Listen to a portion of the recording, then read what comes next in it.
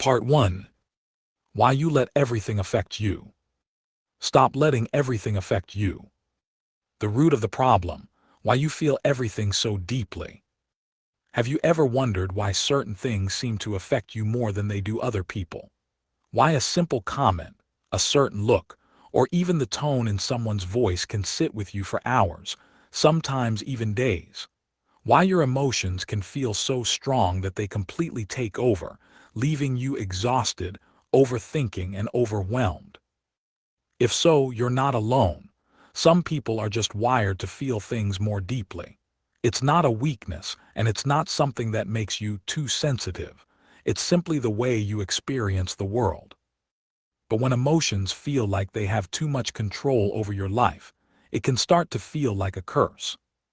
For deeply feeling people, life isn't just something they go through, it's something they absorb. Every conversation, every interaction, every little moment is felt on a deeper level. This can be beautiful because it allows you to connect with people in meaningful ways, appreciate the small things, and experience emotions in a way that others may never fully understand.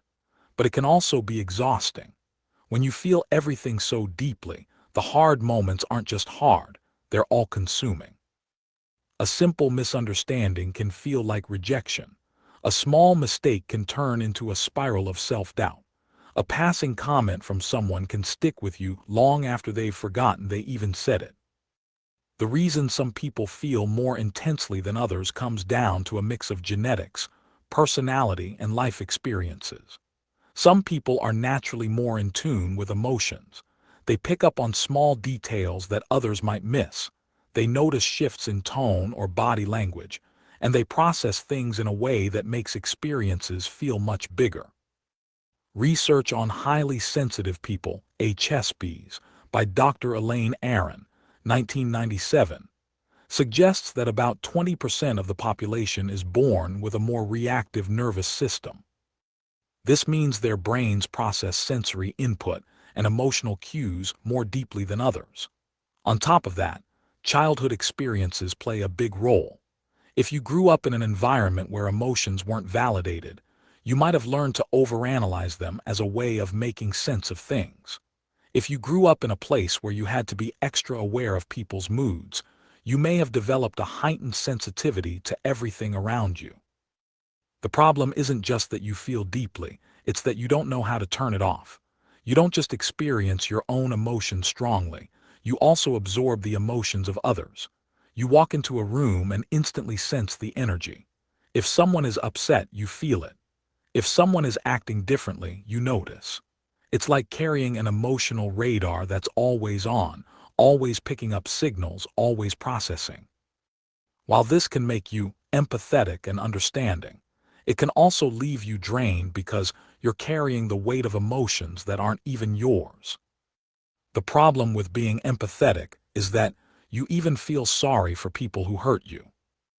This level of sensitivity also leads to overthinking everything. Your brain constantly replays conversations, searching for hidden meanings. You second-guess things you said, worried that you might have come across the wrong way. You assume that if someone is being quiet, it must have something to do with you. This overanalysis doesn't just keep your mind busy, it keeps you stuck. You get lost in cycles of self-doubt, worrying about things that don't actually matter as much as they feel like they do. One of the biggest struggles for deeply feeling people is the sense of guilt that comes with it. You feel guilty for caring too much. You feel guilty for taking things too personally. You feel guilty for not being able to just let things go like everyone tells you to. And because you feel emotions so strongly, you might also feel responsible for how other people feel. You overextend yourself, you put others first, and you do everything you can to keep the peace, even when it comes at the expense of your own well-being. The exhaustion that comes from feeling everything deeply isn't just mental, it's physical too. When your emotions are constantly heightened, your nervous system is always on high alert. Your body carries stress in ways you don't even realize. This is why some people who feel deeply also struggle with anxiety, tension, headaches, or even exhaustion from simply being around people. Your body isn't just reacting to your own emotions, it's reacting to the emotional weight of everything and everyone around you. But feeling everything so deeply doesn't just leave you emotionally exhausted, it can also make you care too much, stretching yourself thin in ways you don't even realize. The emotional cost of caring too much. Caring is supposed to be a good thing. It's what makes us human. It helps us connect, love, and build meaningful relationships. But what happens when caring becomes something that drains you instead of fulfilling you? When it starts to feel like an emotional weight you can't put down. When you care so much about everything, what people think, how they feel, what they need, that it leaves you feeling empty, exhausted, and unappreciated. For those who care deeply, life often feels like a never-ending emotional investment. You put your heart into everything, your relationships, your friendships, even the smallest interactions with strangers. You give your time, your energy, and your emotions without hesitation. And yet, instead of feeling fulfilled, you often feel worn out, taken for granted, or even resentful. It's not that you don't want to care, it's that you don't know how to stop, even when it's hurting you. Caring too much comes at a cost, and that cost is often your own emotional well-being. When you constantly put others first, there's little room left for yourself. Your own needs, feelings, and desires get pushed to the background. You tell yourself it's okay, that making others happy is worth it, but deep down, it's draining you. Over time, this imbalance leaves you feeling emotionally depleted, like you're constantly giving but never receiving. One of the biggest struggles of caring too much is the weight of emotional responsibility. You feel responsible for making sure people are okay. You feel guilty if you can't fix their problems. You take on their emotions as if they're your own, and when they're struggling, it feels like your job to make it better. But the truth is, you can't save everyone. You can't carry the emotional burdens of the people around you and expect to stay emotionally intact yourself. No matter how much you care, other people's happiness is not your responsibility, and when you believe it is, you set yourself up for exhaustion and disappointment. I used to think I could save everyone, until I realized they were drowning me. Another hidden cost of caring too much is how easily it can lead to overextending yourself. You say yes when you want to say no. You show up for people who wouldn't do the same for you. You push yourself beyond your limits because you don't want to let anyone down. But what happens when you keep pouring from an empty cup? You end up mentally drained, emotionally fragile, and sometimes even physically exhausted. And the worst part, sometimes the people you bend over backward for don't even notice the sacrifices you're making. Caring too much can also make you vulnerable to being taken advantage of. When people see that you'll always show up, always say yes, always care, some will start to expect it, not appreciate it. They'll assume you'll always be there no matter how they treat you. And because you care so much, you'll tolerate things you shouldn't. You'll excuse behavior that hurts you. You'll stay in one-sided relationships, friendships, and situations that leave you feeling unseen and unvalued. But here's the hard truth. Caring about people doesn't mean they'll care about you in the same way. And that realization is painful. It's what leads to quiet resentment, burnout, and emotional exhaustion. It's what makes you feel drained by the very relationships you once cherished. When you care too much without limits, you end up carrying the emotional weight of everyone else while struggling to hold yourself together. The problem isn't just people, it's everything. How you let life overwhelm you. I remember a particular day when everything felt like too much. It wasn't anything catastrophic, just an ordinary morning that unraveled into something heavier than I could handle. I woke up feeling exhausted even though I'd slept. My phone was the first thing I saw, notifications stacked on top of each other, reminders of things I hadn't done, messages I didn't have the energy to answer. I told myself I'd get to them later, but the guilt was already there, weighing me down before I even got out of bed. I rushed through my morning, already running behind. Then I spilled my coffee. Not a big deal, right? But in that moment, it felt like the final straw. Like the universe was proving that no matter how hard I tried, I couldn't even get the simple things right. I had to change my clothes, which made me even later, which made me even more anxious. By the time I got into my car, I was gripping the steering wheel so tightly my knuckles turned white. Every red light felt personal. Every slow driver felt like they were intentionally in my way. My mind spiraled. I should have left earlier. I should be more organized. Why can't I just get my life together? By the time I made it to my meeting, I wasn't just stressed. I was completely drained. I walked in, plastered on a neutral expression, and pretended everything was fine. But inside, I felt like I was drowning in things I couldn't even name. That's the thing about overwhelm. It doesn't hit all at once. It creeps up on you, disguised as small, insignificant moments. It's the weight of expectations, your own, other people's, society's, all pressing down until you feel like you can't breathe. You tell yourself you should be able to handle it. Other people seem to manage just fine. So why does life always feel like too much? The truth is, it's not just one thing, it's everything. Your day isn't made up of big crises, but of dozens of small moments that each demand something from you. Each notification, each task, each interaction requires energy. And when your resources are already depleted, even the smallest request can feel monumental. Think about it. Have you ever had a day where something went wrong but it didn't really bother you? Maybe you laughed it off and moved on. And then other days, something just as small sets you off completely. The difference isn't the situation itself. It's your mental state when it happens. If you don't process your emotions as they come, they don't just disappear, they pile up in the background. When you don't have an outlet for them, they look for any excuse to surface. That's why you might end up crying over something as trivial as dropping your phone, because it's not just about the phone. It's about everything else you've been holding in. Psychologist John Sweller's cognitive load explains why even small stressors can feel unbearable when your brain is already overloaded. Your brain has a limited capacity for processing information at any given moment. When too much stress or decision-making is competing for mental space, your brain struggles to function efficiently. Imagine your mind like your bedroom.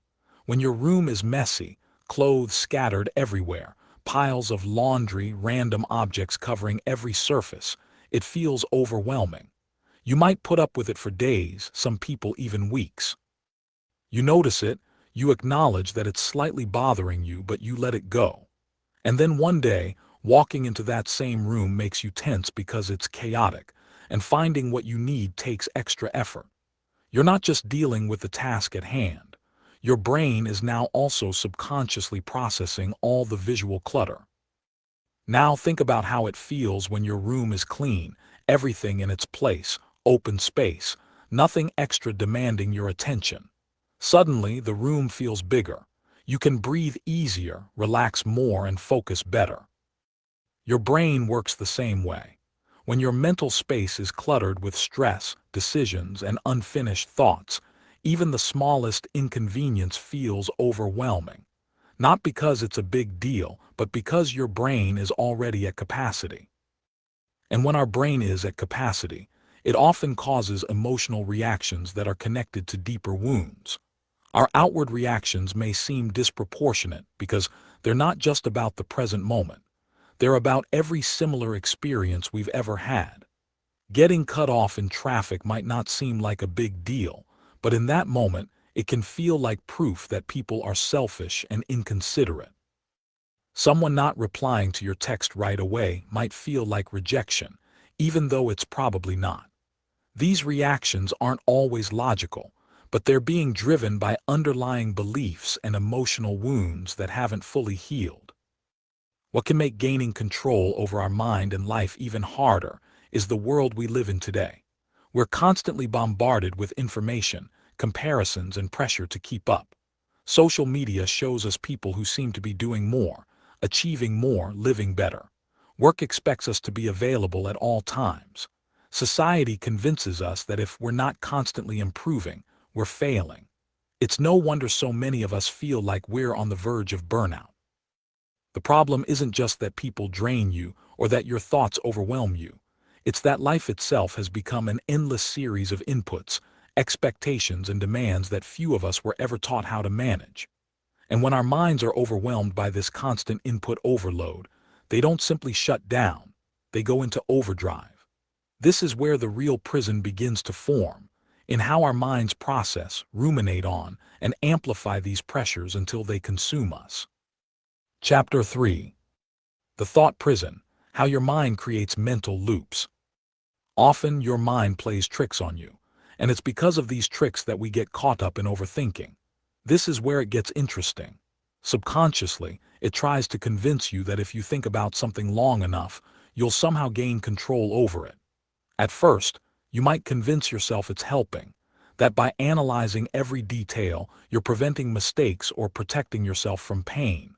But what you don't realize is that overthinking isn't protecting you. It's trapping you in a cycle psychologists call the anxiety loop. This loop begins when your brain fixates on a worry, feeds it with more stress, and then convinces you that you must keep thinking about it to solve it. But the more you engage, the worse it gets. It's like quicksand. The harder you struggle, the deeper you sink. The worst part: most of the things you're anxious about never even happen. I'm sure you're all too familiar with how your mind replays conversations, analyzes what you should have said, and imagines worst-case scenarios that haven't even happened. You lose sleep over scenarios that never play out. You rehearse arguments that never take place. You brace yourself for disappointment that never comes. And even if something does go wrong, it's rarely as bad as your mind made it out to be. Yet your brain keeps running the same cycle again and again. Consider what happens when someone doesn't text you back right away. Your brain doesn't think, "Oh, they're probably busy." Instead, it jumps to, "Did I say something wrong? Are they mad at me? Are they losing interest?" If a friend seems distant, instead of assuming they might be having a bad day, your mind immediately goes to, "They must be upset with me. Did I do something? What if they don't want me in their life anymore?" Your brain doesn't like uncertainty, so it creates a narrative, one that usually leans toward negativity. These aren't occasional thoughts. They become core beliefs that shape how you see yourself and the world. Your brain is wired to focus on threats, a survival mechanism that once protected our ancestors from danger. Psychologists often refer to this as the negativity bias. Your brain naturally fixates on negative experiences more than positive ones, even when there's no real threat. Research by Baumeister and colleagues demonstrated that negative events have a greater impact on our psychological state than positive ones of equal intensity. This hypervigilance kept our ancestors alive, but in modern life, your brain isn't warning you about actual danger. It's warning you about embarrassment, rejection, failure, and uncertainty. Your brain craves certainty. It wants answers. It wants to predict outcomes. It wants to prepare for every possible worst-case scenario, because in some twisted way, it believes that if it worries enough, it can prevent bad things from happening or find the right decision to make. This is an illusion. Worrying doesn't prevent anything, and rarely decides the right decision. It just steals your peace in the present moment. Research on decision fatigue by Baumeister and colleagues revealed that the more mental energy you spend on unnecessary worries, the less capable you are of making clear, rational decisions. Anxiety drains your ability to focus, leaving you mentally exhausted but no closer to a solution. Why your mind clings to pain. Overthinking isn't just about survival, it's also about emotional pain. At some point, you learn that pain demands attention. Maybe it was a past mistake that still haunts you, or a relationship that left you broken. Maybe you grew up in an environment where you constantly had to be on edge, preparing for the next disappointment. Whatever the reason, your brain got used to holding onto pain instead of letting it go. Here's the hard truth. Pain can become familiar, so familiar that you don't even realize you're clinging to it. When you've been hurt, Your brain wants to keep replaying it, as if going over it enough times will change what happened. But instead of finding closure, you just keep reopening the wound. It's like scratching at a cut instead of letting it heal. This is why some people unconsciously seek out situations that reinforce their pain. They chase after unavailable people, stay in toxic cycles, or put themselves in positions where they'll be disappointed. Not because they enjoy suffering, but because it's what they know. If your mind has been conditioned to expect pain, then peace can feel unfamiliar, even uncomfortable. Without even realizing it, you keep going back to what hurts you, simply because it feels normal. And it's usually overthinking that disguises these habits. For example, when something feels peaceful in our life, our brain will go into overdrive of what could potentially go wrong. And if we don't know how to handle that situation when it arises and allow it to take root, it can subconsciously cause us to self-sabotage. Then, back we go into the chaos. Psychologist Susan Nolan Hoeksema, 2000, conducted groundbreaking research on rumination, the act of continuously thinking about distressing experiences. Her studies found that rumination actually feeds into anxiety and depression rather than resolving them. The more you replay past pain, the harder it becomes to break free from it. Instead of helping you process emotions, overthinking deepens your emotional suffering, making it even more difficult to move on.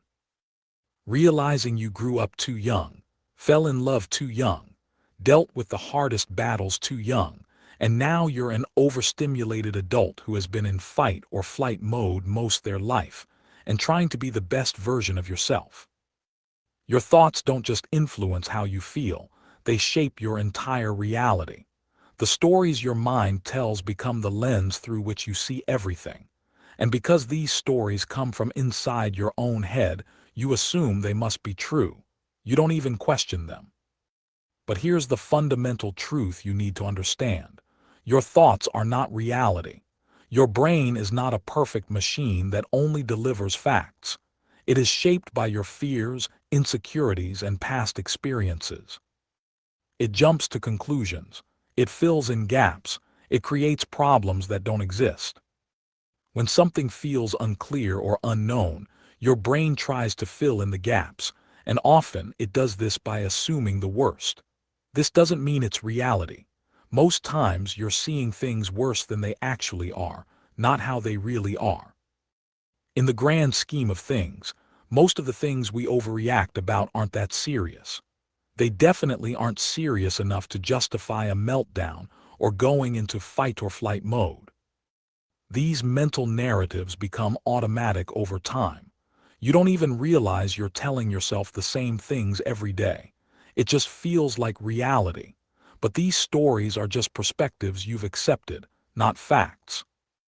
If you believe you're not enough, you'll replay moments where you felt overlooked while ignoring times you were valued.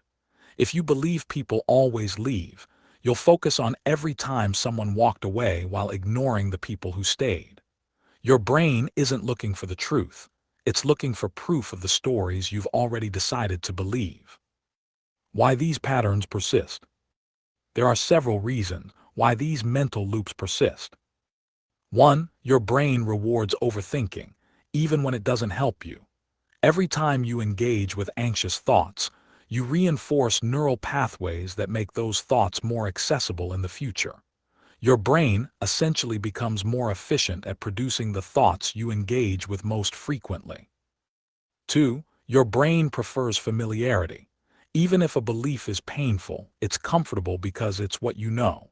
Changing it feels uncomfortable because it challenges the version of reality you've held onto for so long. This is called cognitive consistency, the tendency to maintain beliefs even when evidence contradicts them. 3. You've never actively challenged these thoughts. You've accepted them as part of who you are rather than questioning their validity. Cognitive behavioral therapy, CBT, one of the most evidence-based approaches to treating anxiety, focuses specifically on identifying and challenging these automatic thoughts. 4. Letting go feels irresponsible. Your brain convinces you that if you stop thinking about something, you're being careless. But letting go doesn't mean ignoring your problems. It means accepting what you can't control. Research on mindfulness shows that observing thoughts without attaching to them actually leads to better problem solving. The more you dwell on negative thoughts, the deeper they become ingrained in your mind, making it harder to break the cycle. Nolan Hoeksema's research demonstrated that people who ruminate recover more slowly from depression and are more likely to develop it in the first place. One single thought can snowball into a full-blown crisis, all because your brain assumes that every thought it produces must be taken seriously. Maybe you make a small mistake at work, and before you know it, your thoughts have convinced you that you're terrible at your job and that failure is inevitable. Maybe you wake up feeling a little anxious, and instead of letting the feeling pass, your brain latches onto it. What if something is seriously wrong with me? What if I feel like this forever? Over time, you don't just think about pain, you start identifying with it. You mistake your thoughts for reality, your fears for truth. But your thoughts are not you, and they are not necessarily true. They are just thoughts. And the moment you stop treating them as absolute truth, you give yourself the freedom to finally let go. Understanding these patterns is the first step toward recognizing their power over you. When you see that your thoughts are creating these loops, not external reality, you begin to realize how much influence they have. The prison exists only in your mind. This is where stepping back becomes not just helpful but essential. When we're caught in these mental loops, we're seeing everything through a keyhole, a narrow, distorted view that magnifies our problems and minimizes our resilience. To break free, we need to widen our perspective dramatically, not just beyond our immediate thoughts, but beyond our human-sized concerns altogether. Chapter 4. The Bigger Perspective. Imagine stepping outside of your own mind for a moment. Picture an observer from another planet watching Earth from a distance. They're looking at the mountains, the oceans, the vibrant ecosystems teeming with life. They see people waking up every day, surrounded by endless opportunities to experience, to love, to create, to simply exist in this miraculous reality. And they know they are only given one life to experience it. Then, they look around at their own planet and it's lifeless. Nothing but a ball of dust, no life, like an empty vessel. When I think about this scenario, it makes me truly wonder what someone else would think of us looking down. From this cosmic viewpoint, it's almost laughable, but it's not. It's just sad. The universe, vast and indifferent, stretches endlessly in every direction. And here we are, on this tiny, breathtakingly beautiful planet, obsessing over whether someone liked our social media post, whether we said something embarrassing at dinner last night, or whether we're measuring up to societal expectations. We are literally wasting our lives stressing on the most beautiful planet that we know of. Think about it. Every time we are stressing, we are wasting precious time, and for what?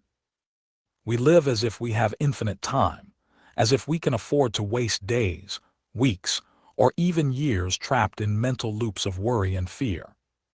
How many family gatherings, how many events or experiences have been tarnished by being affected by someone else's actions toward you? How many times have you been somewhere but your mind has been somewhere else? Spending time with loved ones but not being truly present. So many previous memories and moments wasted. And for what? Caring or worrying over what? The truth is, our time here is limited. We are all going to die. One day you won't be here to do any of the things you love. In fact, you won't even have to wait until death. At a certain age, if some of us get there, you physically won't be able to do them. You will be too old and physically unable to walk around freely on your own, let alone jump in the ocean, meet new people, or explore this beautiful world. A lot of the people who you love today will be gone. And what will you look back and say? It was good that I stressed for 2 months about the person who didn't text me back. I promise you will look back with regret.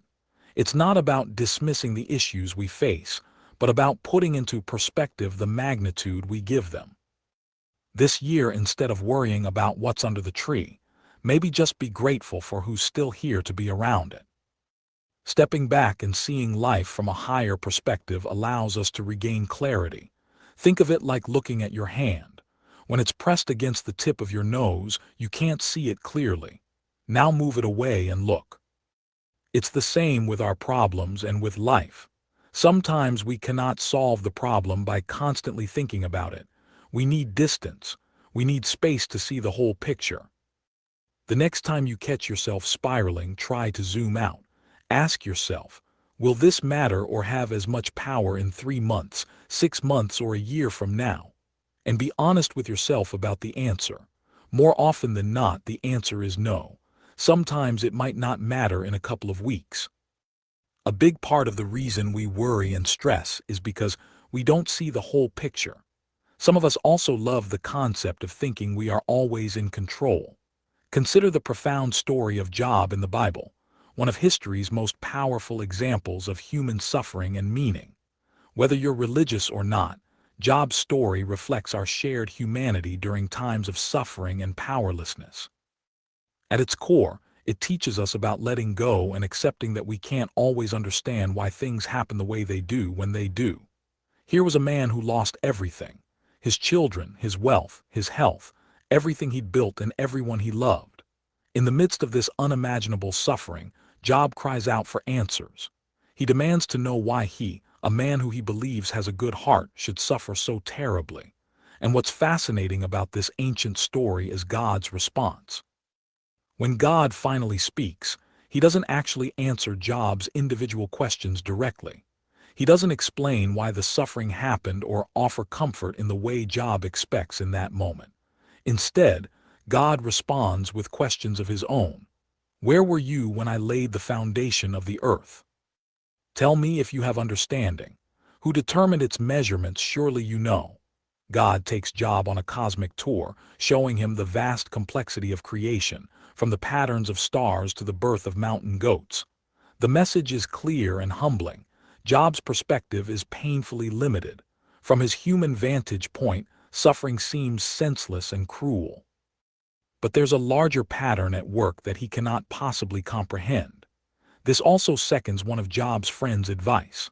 Unlike 3 of his other friends, Eliphaz, Bildad, and Zophar, who argue that Job's suffering must be due to his sins, Elihu argues that the reason for suffering can also be for spiritual growth and purification. This isn't to dismiss the intensity of suffering at times.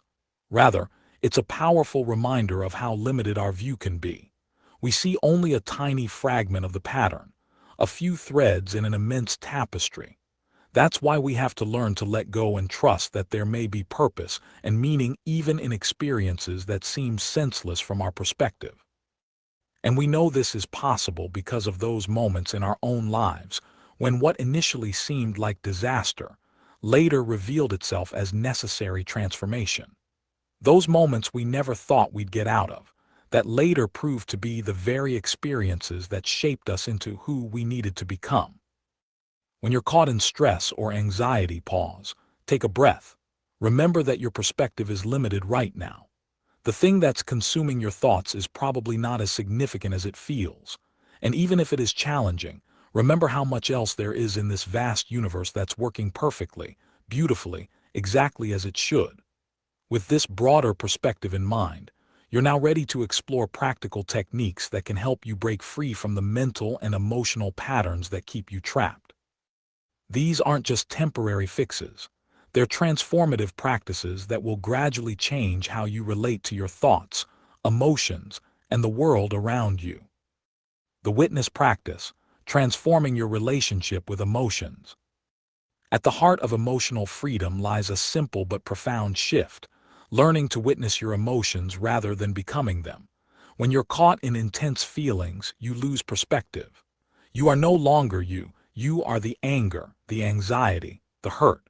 This complete identification with emotions is what makes them so overwhelming. The witness practice breaks this pattern through 3 connected steps. First, name what you're experiencing specifically. This isn't just a mental exercise, it's neurological alchemy. When you label an emotion precisely, I'm feeling disappointed, rather than I feel bad, you activate your prefrontal cortex, the rational part of your brain that can modulate emotional intensity. Brain imaging studies show that this simple act of naming reduces activity in the amygdala, your emotional alarm system. Next, create linguistic distance. Instead of saying, "I am angry," try, "I notice anger arising in me right now." This subtle shift positions you as the observer of your emotions rather than being identical to them. You're acknowledging the emotion without letting it define you completely. This isn't denying how you feel. It's recognizing that you are larger than any feeling passing through you. Finally, bring awareness to the physical sensations.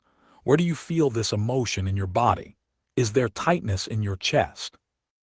A knot in your stomach? Heat in your face? By anchoring your attention in physical sensations, you pull yourself out of the mental stories that intensify emotions and ground yourself in direct experience. This embodied awareness turns abstract emotional suffering into manageable physical experience.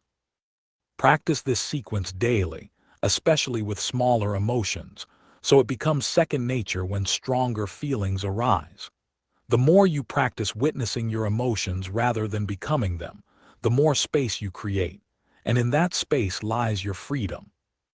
The attention restoration system, creating mental space.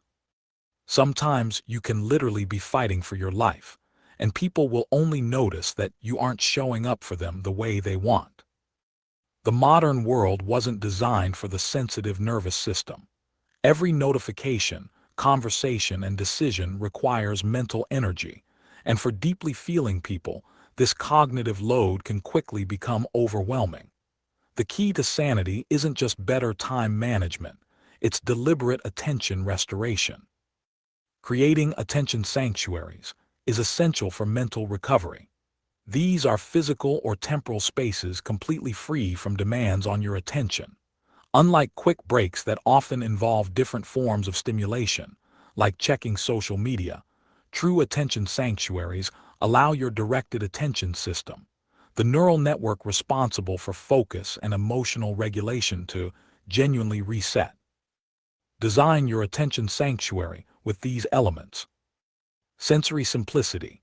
Choose an environment with minimal sensory input, a quiet corner, a peaceful outdoor space, or even a bathroom with the door locked if options are limited.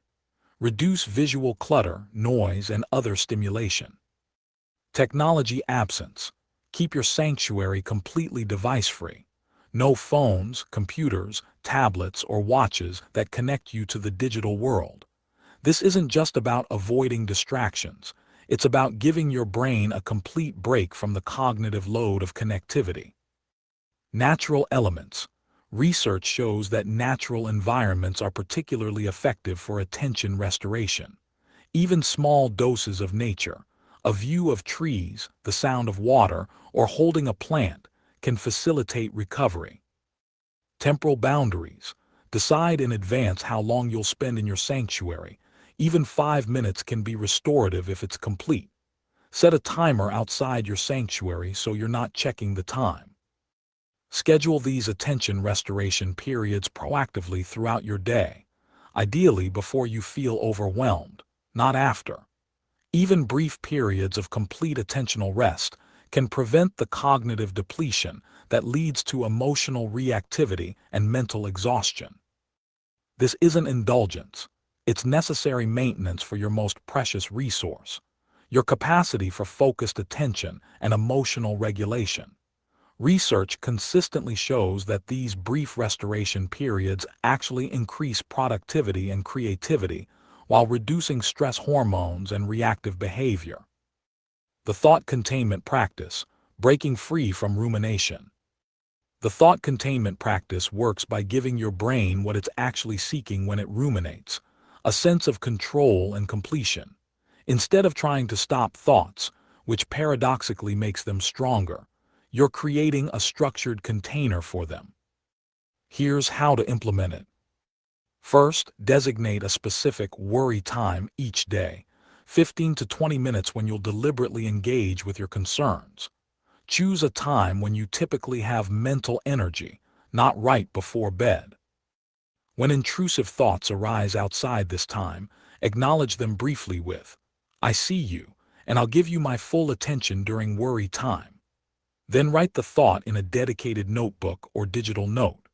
This physical act of recording satisfies your brain's need to hold onto the concern without letting it consume your current moment. During your designated worry time, review what you've written and give each concern your full attention. For each worry, ask yourself, is there an action I can take about this now? If yes, what's the smallest first step? If no, can I accept this uncertainty for now? After worry time ends, close your notebook or file, signaling to your brain that this session is complete. If the same thoughts return before your next worry time, remind yourself, I've already captured this. I'll think about it during worry time. This practice works because it honors your brain's need to process concerns while preventing them from infiltrating every moment of your day. Over time, your mind learns that these thoughts will get attention, just not immediately. This breaks the habit of instant rumination while still addressing legitimate concerns. The key is consistency. At first, your brain will resist this structured approach, pushing you to engage with thoughts immediately. With practice, you'll find that urgent-feeling thoughts can usually wait, and many concerns that seemed pressing lose their intensity when deliberately examined during worry time. For long-standing thought patterns that are deeply ingrained, pair this practice with a counter-narrative journal. Each day, write evidence that contradicts your negative beliefs, gradually building a case for a new perspective. What we focus on expands. By deliberately attending to evidence that challenges negative thought patterns, you begin rewriting the neural pathways that maintain them. Mental strength conditioning, breaking free from thought loops. Research from Stanford University's neuroscience department has revealed something fascinating. The more you try to directly suppress unwanted thoughts, the more persistent they become. It's like telling yourself, don't think about a white bear.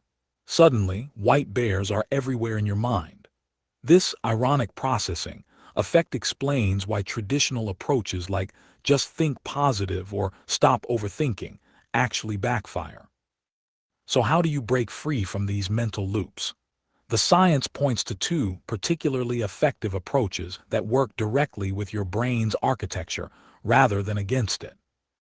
The thought diffusion exercise. When you're caught in a thought loop, try this technique that's been validated through multiple clinical studies at Harvard's psychology department. 1. Notice when you're stuck in a repetitive thought. 2. Say to yourself, I am noticing that I'm having the thought that, followed by the specific thought. 3. Then visualize the thought as text scrolling across a screen or written on leaves floating down a stream. 4. Observe the thought passing by without engaging with its content. This creates psychological distance between you and your thoughts. Research by Masuda and colleagues demonstrated that this simple practice reduced both the emotional impact and believability of negative thoughts by over 40% compared to control groups who tried to suppress or argue with their thoughts. The pattern interrupt plus pivot. Breaking thought loops requires both interrupting the current pattern and redirecting neural activity. Dr. Jeffrey Schwartz at UCLA School of Medicine developed this four-step approach that's proven effective even for severe thought patterns in OCD. 1. Relabel. Identify the thought loop by name. This is rumination or this is catastrophizing. 2. Reattribute. Remind yourself, this is my brain getting stuck, not an accurate reflection of reality. 3. Refocus. Immediately engage in a pre-selected absorbing activity that requires full attention, solving a math problem, naming everything blue in your environment, counting backward from 100 by sevens. 4. Revalue. Afterward, briefly reflect. That thought pattern isn't helpful or necessary. Schwartz's research, published in the Archives of General Psychiatry, showed this technique actually changes brain activity patterns in the caudate nucleus, a key area involved in thought loops when practiced consistently. The key to both techniques is consistency. Like building any skill, breaking entrenched thought patterns takes practice.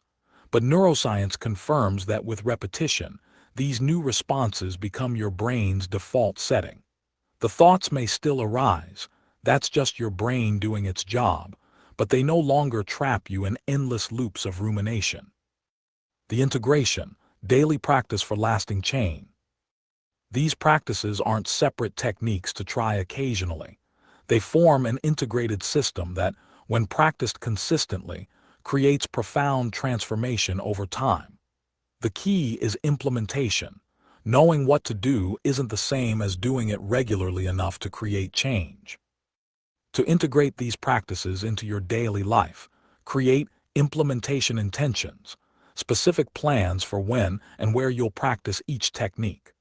Research shows that these concrete plans make you far more likely to follow through than general intentions. Morning, begin with a brief witness practice. As you notice your first emotional responses of the day, practice naming, distancing, and embodying them. This sets the tone for conscious emotional awareness throughout the day.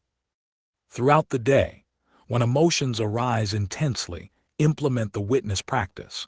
When intrusive thoughts begin spiraling, use the thought containment approach to record them for later consideration.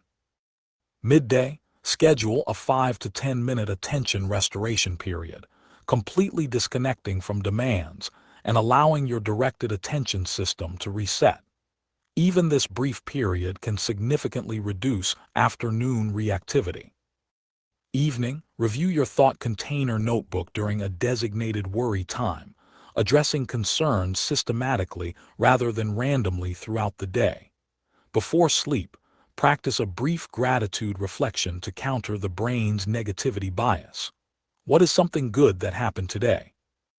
It may be small in your eyes or something that we usually take for granted, but acknowledging this is very important. Think hard if you have to, and you'll find multiple things that were good. Remember that transformation isn't linear. There will be days when you forget these practices entirely, when emotions overwhelm you despite your best intentions, when thoughts spiral beyond your ability to contain them. This isn't failure, it's part of the process. The goal isn't perfection but progress, gradually developing a new relationship with your emotions, your attention, and your thoughts. With consistent practice, what begins as conscious effort slowly becomes your natural way of being. The sensitivity that once felt like your greatest vulnerability becomes your greatest strength, allowing you to experience life's richness without being consumed by it. This journey begins now with your next breath, your next emotion, your next thought, and the awareness with which you meet it. Diagram for quick interruption. Draw this out or take a photo and save it to your phone notes as anxiety loop. The next time you are experiencing an anxiety loop of thoughts, look at it and follow it. Awareness and action are key to disrupt the pattern. Once you start having the thoughts, you must intervene. And you can intervene with a simple question. How are thinking these thoughts benefiting my life in any way? Image summary. A diagram illustrating the relationship between thoughts, emotions, and behaviors. 3 circles are stacked vertically, labeled thoughts, what you believe, emotions, what you feel, and behaviors, what you do, with curved lines connecting them to show a cycle. A separate circle labeled intervention represents the pause between thought and emotion. To the left, example boxes provide context. A thought example is, they didn't text back because they don't value me. Emotion examples include hurt, rejection, sadness, and anger. And behavior examples include withdrawing, sending an angry text, ruminating, and avoiding contact. As you integrate these practices into your daily life, you'll begin to experience moments of clarity and calm. You'll notice spaces opening up between your emotions and your reactions to them. But what if there was an even more powerful approach? One that seems almost too simple. What if, instead of managing or containing difficult thoughts and feelings, you could completely transform your relationship with them through one surprisingly counterintuitive shift? This next technique builds on everything you've learned so far, but works from an entirely different angle. one that might just change everything. The most ridiculously effective way that can beat overthinking, anxiety, and self-sabotage beyond the practices we've explored. There's another powerful approach to addressing overthinking and anxiety, one that seems so counterintuitive it might make you skeptical at first. This technique works alongside the other methods, but tackles the problem from an entirely different angle. What you resist persists, wrote Carl Jung, highlighting a fundamental truth about the human mind. When we try to force unwanted thoughts away, we inadvertently strengthen them. Each attempt to suppress a thought becomes another reminder of exactly what you're trying to forget. This creates a double bind. First, you spiral about the original thought, then you spiral about trying not to think about it. This additional tool may sound strange at first. Say thank you to your anxiety. Yes, it might sound ridiculous initially, thanking the very thing causing your distress. But this seemingly small shift holds tremendous potential. When anxiety strikes, simply smile and say, "Thank you for this feeling. I appreciate this shift in energy. I love you." For example, imagine that familiar moment when you replay a casual conversation from earlier in the day, fixating on something minor you said. Did I come across as rude? Why did I phrase it that way? They must think I'm so awkward. Or when you post something on social media and think you've made a mistake. Whatever it is, instead of fighting these thoughts or trying to rationalize them away, you might say, "Thank you, anxiety, for showing up again. I've missed you." And do your best to feel the emotions, say the words out loud, or act out the expressions of being genuinely grateful. Thanking the feeling creates an immediate shift in your relationship to it, and loosening its grip without fighting it directly. This approach might seem too simple to work, but the science supports it. Research from UC Berkeley found that gratitude practices actively counteract negative emotions by triggering positive neural circuitry, effectively short-circuiting anxiety-producing thought patterns. Gratitude practices work by activating different neural networks than those involved in stress and anxiety. Many people initially react with skepticism. How could thanking my anxiety possibly help when I've tried everything else? This skepticism is natural. Our logical minds want to solve problems through analysis. But therein lies the paradox. Your analytical mind, the very thing that created the spiral, cannot solve the problem it generated. This technique works precisely because it sidesteps analysis altogether. The effectiveness comes from combining verbal expression with physical and emotional alignment. As you express gratitude, allow yourself to smile, even smirk if that feels more natural. This multisensory approach engages your entire system, creating a powerful intervention. Have you noticed that anxiety eventually dissipates not because you solved anything, but because you simply got distracted? Most of the time, the problem wasn't even real. It was a mental creation that dissolved when your attention shifted. So why not thank these feelings?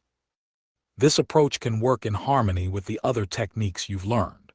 Use the witness practice to create initial awareness, the thought containment method for persistent worries, and try this gratitude approach as an in-the-moment intervention when you feel yourself spiraling. Each tool has its place in your emotional regulation toolkit. I've even started saying thank you when something seemingly negative happens.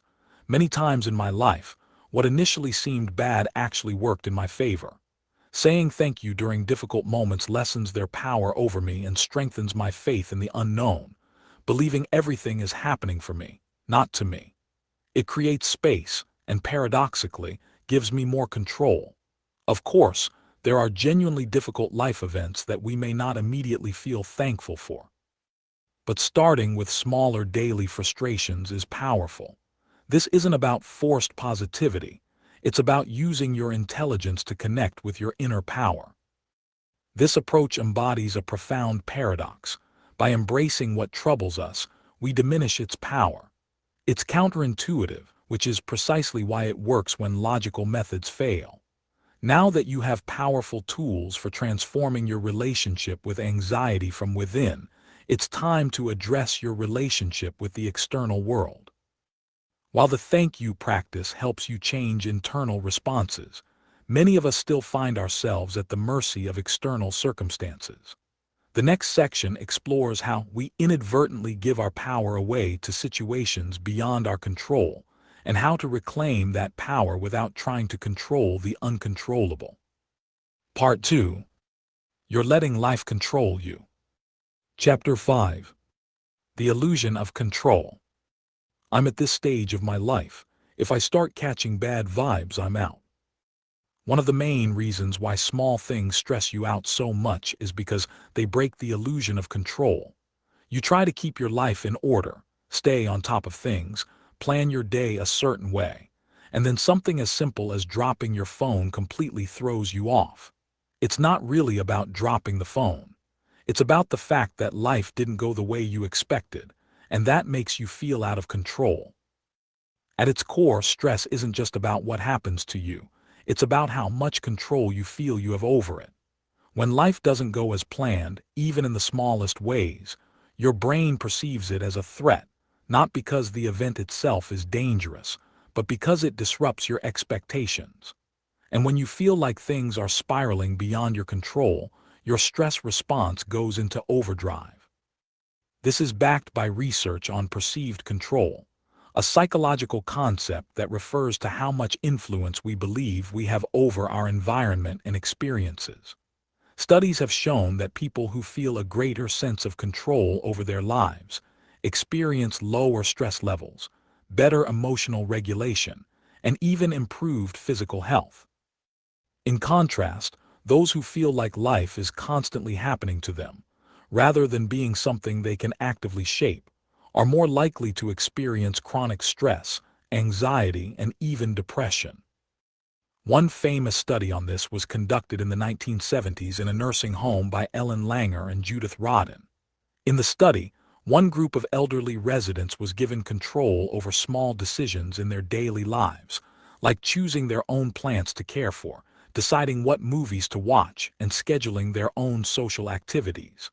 The other group had everything chosen for them, with no real autonomy. The results: the residents who had more control lived longer, were happier, and had significantly better health outcomes compared to those who had little control. This experiment demonstrates something critical. Even small feelings of control can make a big difference in how we handle stress. And the same applies to how we deal with daily inconveniences. If you constantly feel like life is just throwing problems at you, you're going to feel exhausted and reactive. But if you shift your mindset and focus on the things you can control, your entire experience of stress changes. So feeling in control by its very nature can improve our lives. However, it's the type of control we seek that is the determining factor. Here's the truth. You can't control everything. You can't control traffic, how other people act, or whether your day unfolds exactly as planned. But you can control how you interpret situations, how you react, and where you place your energy. Psychologist Julian Rotter's concept of locus of control, 1954, explains this well. People with an internal locus of control believe that their actions shape their lives, including their ability to redirect their emotional responses, while those with an external locus of control feel like life is dictated by external forces, luck, fate, or other people. Research has shown that individuals with an internal locus of control tend to be happier, more resilient, and better at handling stress. I found this to be very true in my own life. But also, as I went deeper into my own experiences, I discovered that control, rejection, and the desire to win are actually all connected.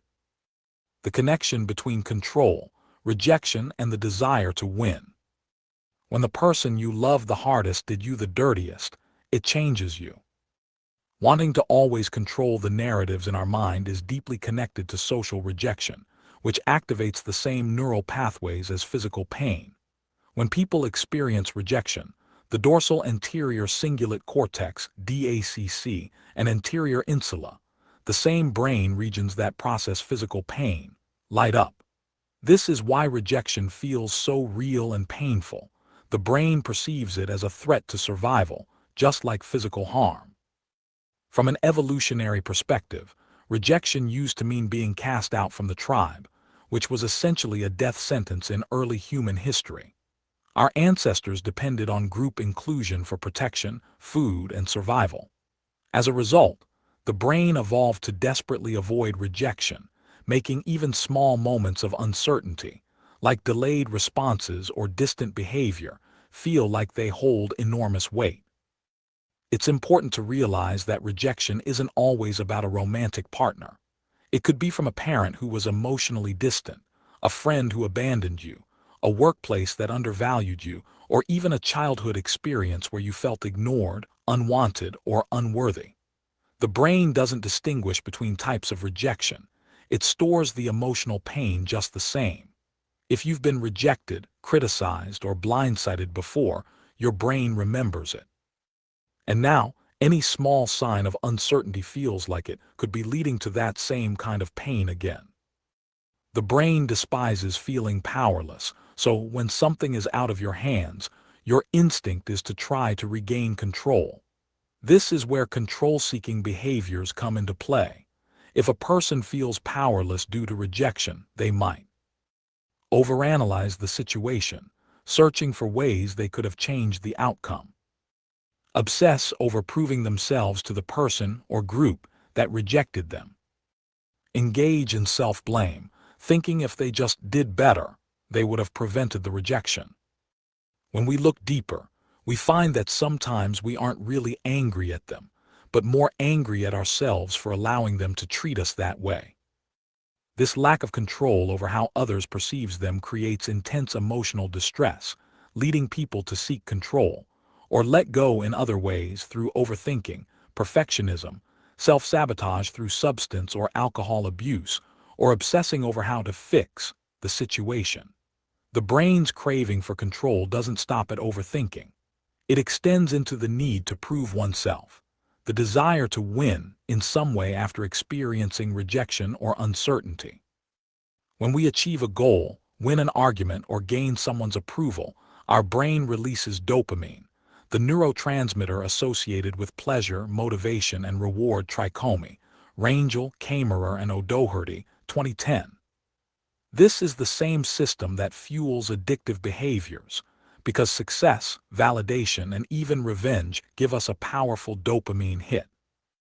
This is why some people become obsessed with proving themselves after rejection. It's not just about resolving the emotional wound, it's about triggering the brain's reward system. Winning or seeking validation restores a sense of power, counteracting the helplessness caused by rejection. It's why some people seek revenge or silently wish for the person who rejected them to regret it later. It's not just about wanting to feel better.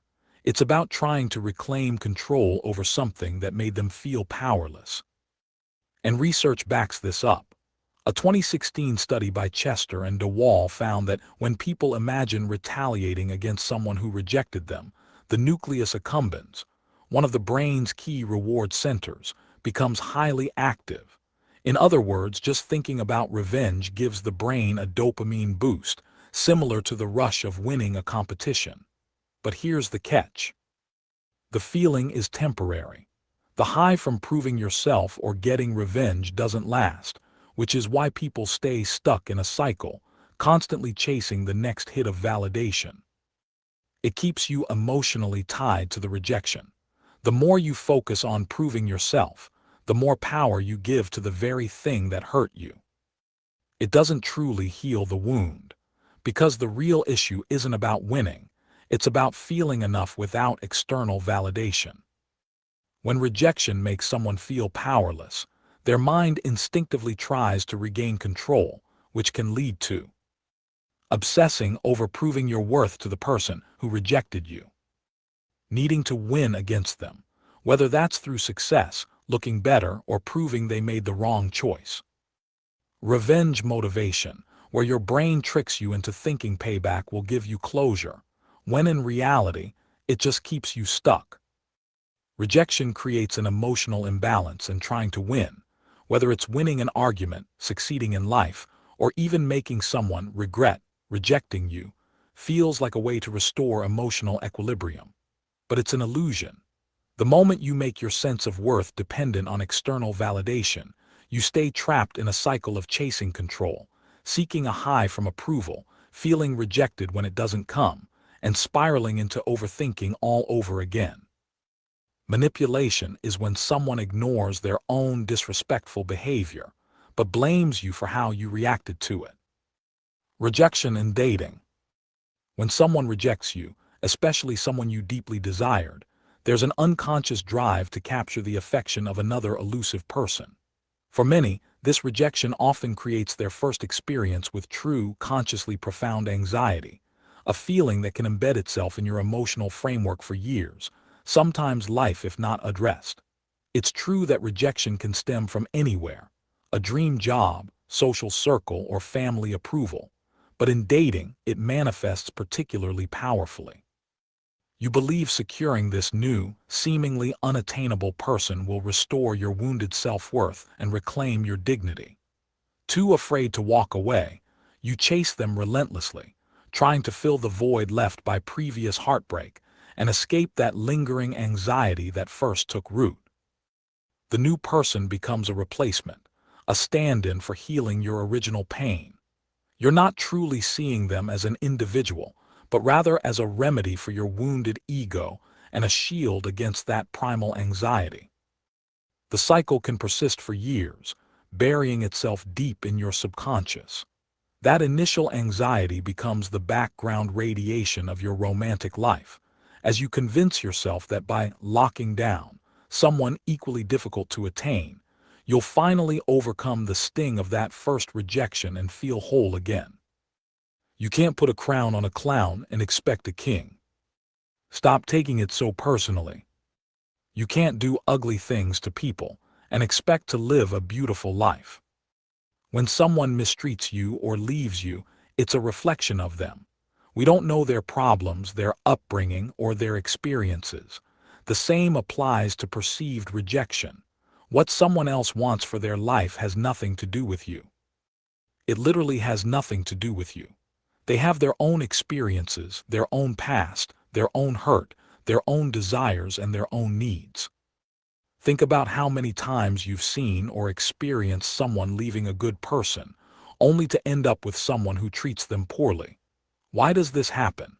It's not because the abusive person is better in any way. It's because the person making this choice is operating from their own unresolved issues and patterns. What people have experienced in life shapes not just what they consciously want, but what they unconsciously believe they need. Sometimes people are drawn to relationships that mirror familiar dynamics, even harmful ones. They might unconsciously seek situations that confirm their existing beliefs about themselves or relationships. The truth is, we might think we know someone, but deep down we don't know all of their experiences or how they have perceived them over time. The important thing to remember is that someone else's choices don't have anything to do with your worth. When someone chooses a path that seems self-destructive or different to what you believe they should do, they're responding to their own internal world, not making an objective assessment of your value. They're acting from their own reality, not yours. That's why taking someone else's decisions personally is one of the worst mistakes we can make. Never regret having a good heart. Everything good comes back to you, multiplied. Maybe they weren't ready to receive the love and kindness you offered them. Maybe they never will be. Maybe they weren't at the emotional level you wanted them to be. Maybe they never will be. That's why we have to learn to let go and not take things personally. And then the real question remains. Do you actually want someone in your life who doesn't understand true love, care, or friendship? What does that say about how much you value yourself? When you think logically without the desire to control, or once the feeling of rejection has fully passed, you will see, and probably thank God, that you didn't end up with that person. You just have to believe in who you are again and trust that you can have people in your life who are caring and kind. Most importantly, you'll be just as interested in keeping them in your life as they will be in keeping you in theirs. You deserve people in your life who make you feel good, but even more so, you have to learn to accept them. The only way to do this is by not allowing your desire for control or wanting to fill that void of your initial perceived rejection to dictate your life. You must reclaim control of yourself and reconnect with who you truly are and what you have to offer. Understanding the psychology behind our need for control, our fear of rejection, and our desire to win is just the first step. Awareness alone isn't enough to create lasting change. Now that we've explored why we react the way we do, how our brains are wired to seek control, avoid rejection, and chase validation, it's time to transform this understanding into practical action. The following strategies aren't quick fixes or temporary bandages. They're evidence-based approaches designed to help you break free from the trap of emotional reactivity and self-doubt. These solutions target the root causes we've identified, giving you concrete ways to shift from external to internal control, break free from rejection sensitivity, and find fulfillment beyond the need for external validation. Beautiful souls recognize beautiful souls. Keep being genuine. Your people will find you. Reframing control from external to internal. The key to breaking free from the control trap isn't trying harder to manage your external world.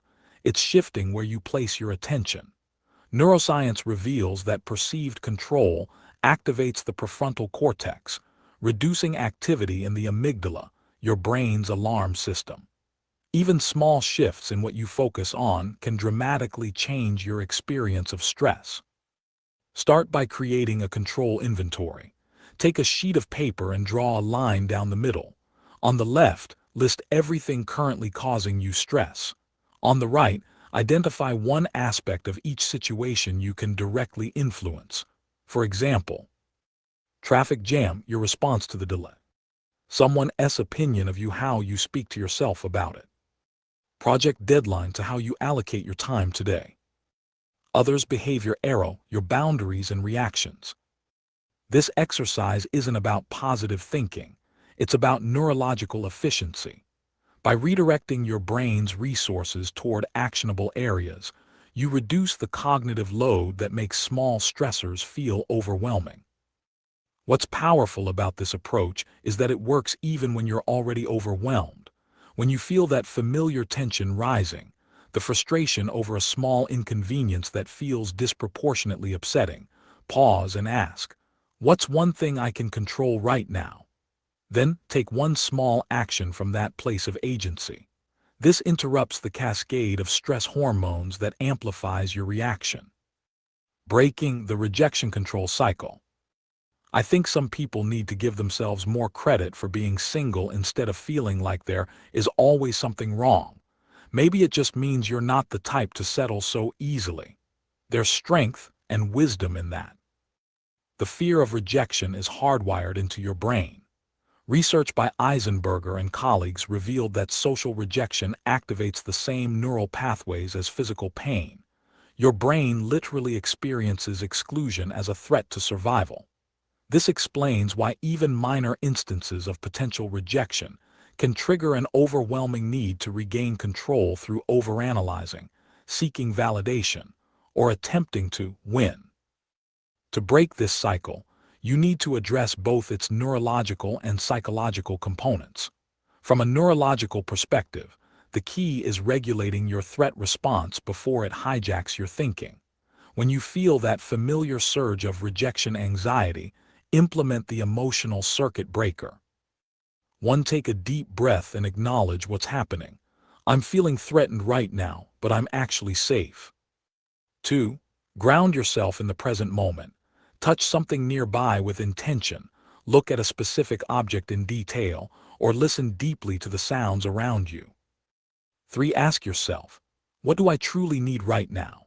Before deciding how to respond, this works because it gives your prefrontal cortex, the rational part of your brain, time to come back online before you react from your limbic system.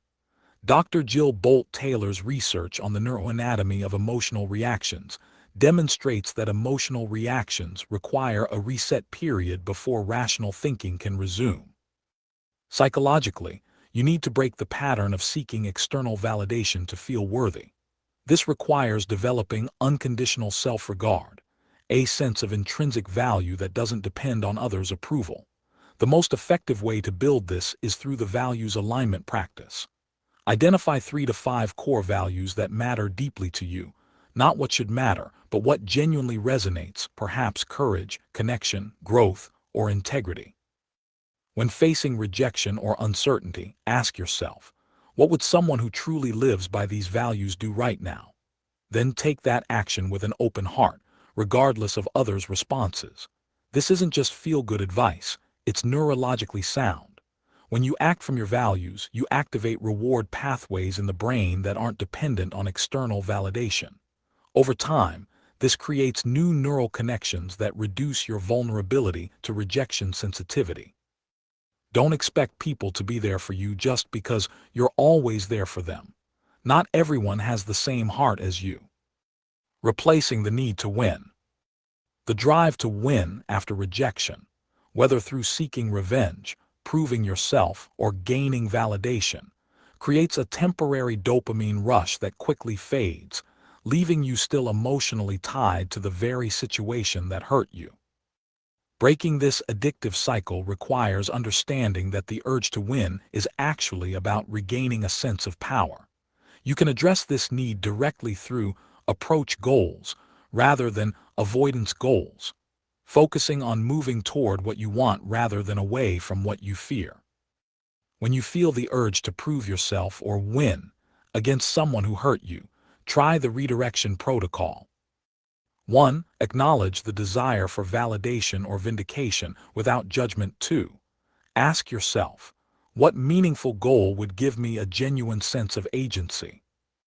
3. Take one small action toward that goal immediately.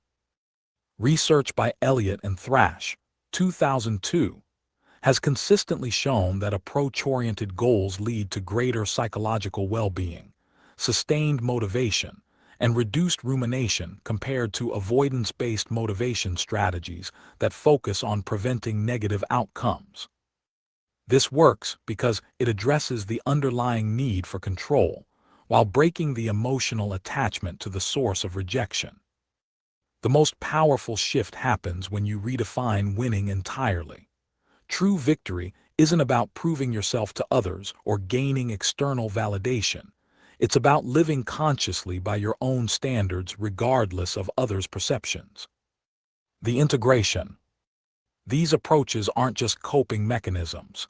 They're pathways to fundamentally changing your relationship with control, rejection, and the need for validation. The goal isn't to never feel these impulses, but to relate to them differently. Start small. When you notice yourself reacting to a minor frustration with disproportionate upset, use it as a signal to implement the control inventory. When rejection sensitivity arises, practice the emotional circuit breaker before responding. When you feel the urge to win, apply the redirection protocol to channel that energy constructively. With consistent practice, what begins as conscious effort gradually becomes your natural response. You'll still encounter situations beyond your control, still face rejection, still feel the pull toward external validation, but these experiences will no longer derail you. The truth is, you were never meant to control everything. You were designed to adapt, to respond creatively, to flow with life rather than constantly fighting to direct it. And in that flexibility, you'll find the genuine security that trying to control everything could never provide. Some people aren't speaking to you because they owe you an apology. Read it again. The power of reflection, recognizing your strength. There's a moment that happens when you truly stop and look back at how far you've come. Not just a casual glance, but a deep, honest reflection. And in that moment, something shifts. You suddenly see yourself not as someone who's struggling, but as someone who has survived. Look how far you've come. Think back to just a year or two ago. Remember that difficult time when you thought you'd never make it through, when your mind felt so overwhelmed, when escape seemed impossible. Yet here you are. Things might not be perfect, we all have our struggles, but you got through it, didn't you? You see, we forget those moments. And we forget how many of those moments we have had throughout our life. But sometimes when we reflect and remember them, we realize how strong we actually are. And we also realize that often the small things we are worried about don't really matter. Because if you reflect on those moments you never thought you could get out of, it makes you appreciate where you are right now so much more, even if things aren't perfect. At least you're out of that, right? Sometimes the things that break your heart fix your vision. And if you are currently in one of those moments where you feel like it's one of the worst places in your life, this rule still applies to you. You have been here before. That place that you thought was the hardest time you've ever been through, and you got through. And even though you might say, but oh no, this time is very different, and maybe it is, but you know what isn't different? That same spirit that got you through last time. And I promise you, even though you may not see it right now, that same spirit is going to get you through again. You are stronger than you give yourself credit for. You are worth more than you believe sometimes. Reflection isn't just about looking back at challenges you've overcome. It's also about recognizing the moments of joy, the unexpected blessings, the times when things worked out even when you thought they wouldn't. It's about building a more complete picture of your life, one that includes not just struggles, but also strength, resilience, and moments of unexpected grace. The more you practice reflection and appreciation, the more you build a reservoir of evidence that you can draw from in difficult times. You start to see patterns. You start to recognize that while life has its ups and downs, you have consistently found ways to navigate them. You start to trust yourself more deeply. And that trust, that bone-deep knowing that you can handle whatever comes, is the foundation of true inner peace. As you practice recognizing your strength and reflecting on how far you've come, you'll naturally begin to notice something else, the emotional weight you've been carrying that isn't actually yours. Self-reflection doesn't just reveal our inner resilience. It also illuminates the boundaries we've allowed to be crossed, the responsibilities we've unnecessarily assumed, and the emotional burdens we've been carrying for others. Having addressed your relationship with yourself and your experiences, it's time to examine your relationship with others and the invisible weight these connections may be placing on your heart and mind. The black sheep is sometimes the only one telling the truth. Part 3. The weight you carry, boundaries and detachment. The hidden cost of carrying everyone's weight. You probably don't even realize how much you're carrying. Having your own problems is one thing, but your mind, especially if you're an empathetic and caring person, can be cluttered with things that aren't even yours to hold. Other people's problems, their moods, their expectations, and their energy are all very real. You absorb it all, feeling it so deeply that it starts to weigh on you, even when no one has directly asked you to take it on. At first, being there for others feels like a choice, a natural extension of who you are. You don't mind being the person people turn to, the one who listens, the one who supports. But over time, something shifts. What began as a choice transforms into an obligation. You start to notice that you're always the strong one, but when you need strength, no one is there. You start to feel drained, overwhelmed, and even a little lost. People who can't communicate think everything is an argument. It's not just about helping with concrete problems. It's the way their energy lingers in your own emotions. The way someone's stress becomes your stress, how their sadness seeps into your day. It's the way you replay conversations, wondering if you could have done more, said more, been more. The feeling of wanting to get off the phone to someone but feeling guilty for cutting them off. It's the pressure of feeling like you're never giving enough, never quite meeting an invisible standard that no one else is even holding themselves to. But at what point do you stop and ask, who is carrying me? Self-assessment, the weight you carry.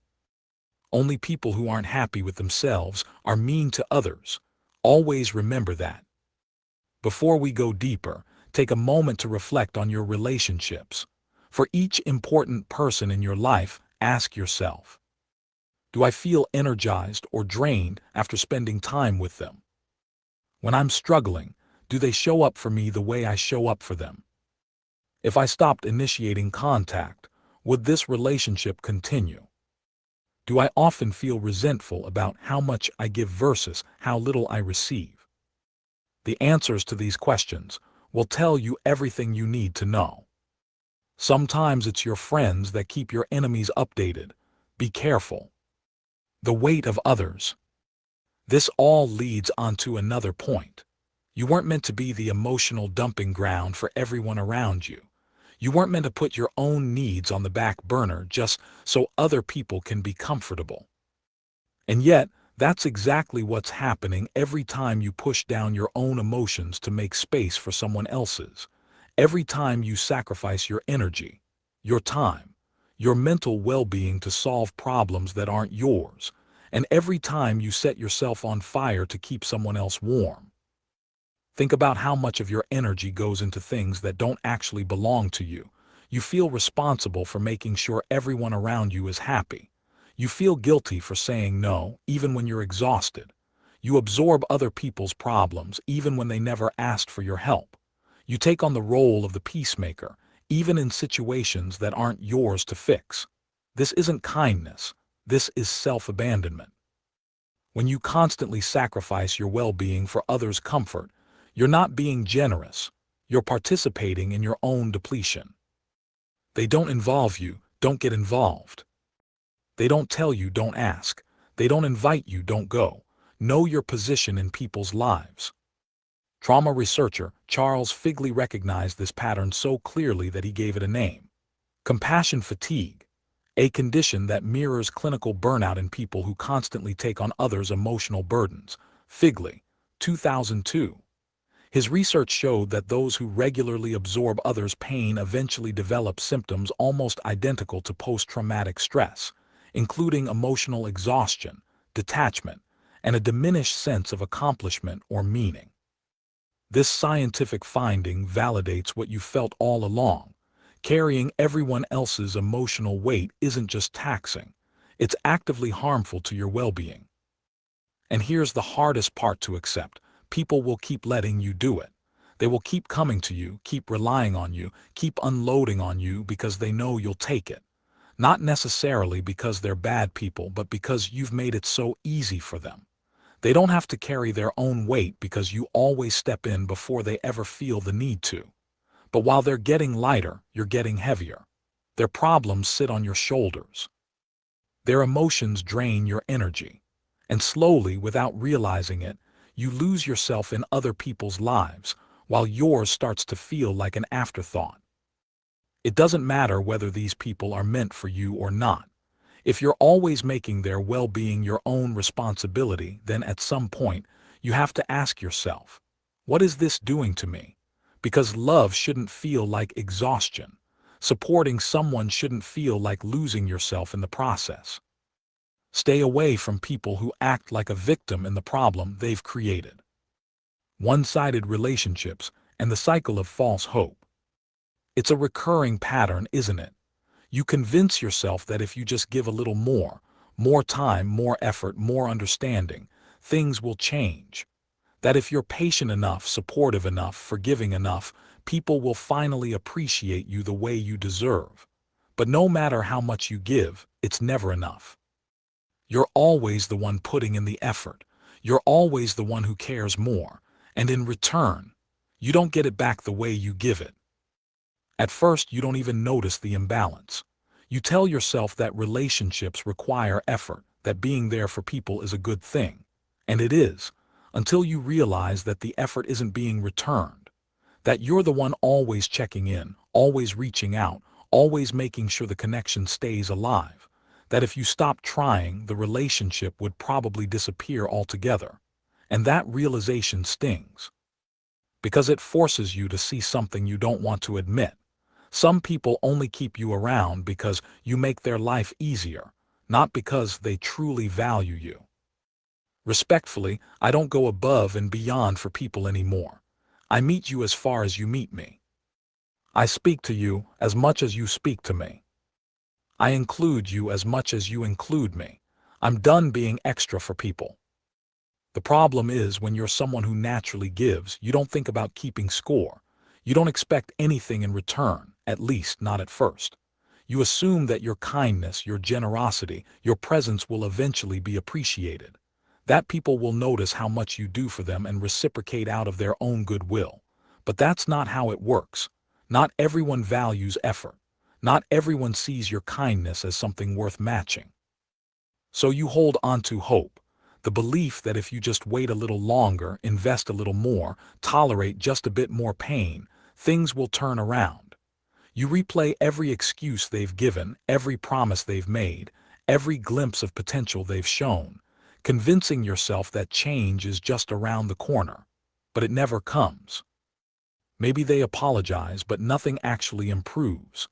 Maybe they say they'll try, but you end up in the same exhausting cycle, waiting for something that never happens. Back in the 1980s, researchers Prochaska and Di Clement studied thousands of people trying to make difficult personal changes. What they discovered was revolutionary. Meaningful personal transformation follows predictable stages, but crucially, it only happens when someone has developed their own internal motivation, never because someone else wants them to change. Their stages of change model explains why your hope that someone will change, because you want them to badly enough, is fundamentally misplaced. Some people will take and take and take without a second thought, not because they're evil, but because you've made it easy for them. You've set the standard that they don't have to do anything, and they've happily accepted that role. They don't ask how you're doing. They don't offer support when you need it. They don't put in effort because they don't have to. They know you'll always be the one who does. The reason it's so hard to let go isn't just because you love them. It's because you're emotionally invested in the idea of them, the version of them that exists in your mind, the person they could be if they just put in the effort. But the person you're holding onto, the one you're waiting for, only exists in your imagination. The real version of them, the one who refuses to change, is the one who keeps hurting you. The cost to your health. Carrying everyone else's weight doesn't just exhaust you emotionally, it physically wears you down. Research has shown that empathic overload actually triggers the same stress responses in your body, as if you were experiencing the stressors directly. Your body doesn't distinguish between your pain and the pain you absorb from others. It responds with the same cascade of stress hormones either way. You feel tired all the time, even when you get enough sleep. Your body aches, your mind feels foggy. Your immune system weakens. Stress builds up in ways you don't even recognize until one day, you just don't have anything left to give. And the sad reality is, when you finally hit that point, the people you've carried won't know how to help you, because they never had to before. Studies show that chronic emotional caretaking is linked to increased risk of anxiety, depression, sleep disturbances, anger, and even physical health issues like headaches, gastrointestinal problems, and high blood pressure. Your body keeps the score of the emotional labor you're doing, even when your mind tries to push through. The physical manifestations of carrying others' burdens aren't in your imagination. They're documented physiological responses to prolonged emotional stress. Your anger has always been a reflection of how hurt you are. Nobody understands that. Eventually, you reach a breaking point. You feel drained, but you tell yourself it's just part of life. You feel overwhelmed, but you convince yourself that it's your job to handle everything. You feel resentful, but instead of stepping back, you keep giving, keep fixing, keep absorbing. Until one day you wake up and realize, this isn't sustainable. This isn't how life is supposed to feel. The journey to reclaim your energy and establish healthier boundaries begins with this recognition. It's not selfish to prioritize your well-being. It's necessary. Because the truth is, you cannot effectively care for others when you're depleted. Real compassion must include compassion for yourself. And sometimes, the most loving thing you can do, both for yourself and ultimately for others, is to stop carrying what was never yours to carry in the first place. Inevitably, the weight of carrying everyone else's emotions and problems leads to this critical question. How do you put down this burden without drowning in guilt? Because the moment you try to reclaim your energy and establish healthier patterns, you encounter perhaps the most powerful force keeping you trapped, the voice that whispers you're selfish for prioritizing yourself. Let's explore how guilt becomes the invisible chain that prevents you from setting the boundaries you desperately need. The power of guilt and the struggle to set boundaries. Nothing annoys me more than when someone expects you to be okay with something that they wouldn't be okay with if it was done to them. Setting boundaries shouldn't be hard. It shouldn't come with a wave of guilt, second guessing, or the fear that you're letting people down. But for some reason it does. Every time you say no, every time you express what you need, every time you refuse to tolerate something that drains you, that familiar guilt creeps in, whispering, "Are you being selfish? What if they get upset? What if they think you don't care?" And before you know it, you're back to saying yes when you don't mean it. You're back to over-explaining, over-apologizing, and overextending yourself just to avoid the discomfort that comes with setting limits. Guilt has a way of making you question everything.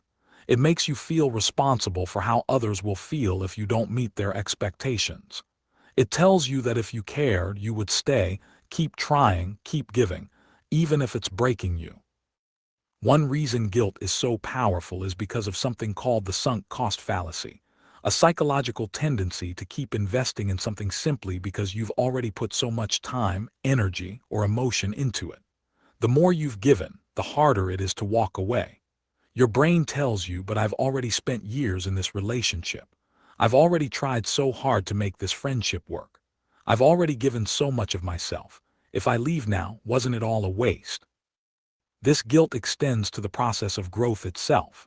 No one tells you how much guilt comes with growth. The better you become, the harder it gets to stay in places that no longer align with you. It's a strange kind of grief, to love someone, to have shared years of laughter, support, and connection, yet to feel yourself slowly drifting away. This guilt comes from the idea that you owe people the version of you they once knew. That because they were there for you in the past, you should keep showing up in the same way, even when it no longer feels right. Stop overplaying your role. Deal with people how they deal with you, hardly, barely, and accordingly. How invisible boundaries enable disappointment. This cycle of hope and disappointment is further enabled by your lack of boundaries. People don't automatically know how to treat you, you show them. Every time you tolerate something that makes you uncomfortable, every time you bite your tongue instead of speaking up, every time you say yes when you really mean no, you send a message. And the message is this: my feelings don't matter. My needs don't matter. You can treat me however you want and I will accept it. It doesn't start all at once. It starts small, letting someone interrupt you, letting a friend cancel on you repeatedly without explanation, letting a partner talk to you in a way that makes you feel uneasy. You brush it off, tell yourself it's not a big deal, but over time it builds. The more you allow, the more they take. And before you know it, you're in relationships where your boundaries don't exist, where you feel drained, used, or even invisible, because you never made it clear that your needs mattered in the first place. This is the hard truth. People will only respect the boundaries that you enforce. If you don't set limits, people won't magically stop taking advantage of your time, energy, and kindness.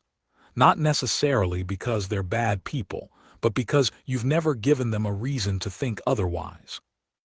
Some people are really so delusional that they think it's disrespectful when you don't just sit back and allow them to continue to disrespect you. When you don't set boundaries, you become the person who is always available, always agreeable, always sacrificing. And while that might make you seem easygoing or low maintenance on the surface, deep down it's killing you. It's exhausting to constantly put yourself last. It's frustrating to always be the one adjusting, compromising, and making things easier for others while no one does the same for you. Why is it so hard to set boundaries? For many, it comes down to fear, fear of upsetting people, fear of being seen as difficult, fear of being abandoned. You worry that if you start saying no, people will leave. You worry that if you stand up for yourself, you'll be judged. The pioneering work of John Bowlby on attachment theory helps explain why these fears run so deep. His decades of research revealed how our earliest childhood experiences form templates for all our future relationships. If your early experiences taught you that expressing needs or setting limits would somehow get you rejected or punished, you likely developed an insecure attachment style that makes boundary setting feel terrifying even decades later. And maybe you've been conditioned to believe that keeping the peace is more important than protecting your own well-being. But here's what you need to understand. The people who truly respect and care about you won't be angry when you set boundaries. They will adjust. The ones who get upset, they're the ones who benefited from you having none. They are not grown until they know how to communicate, apologize, and accept accountability without blaming someone else.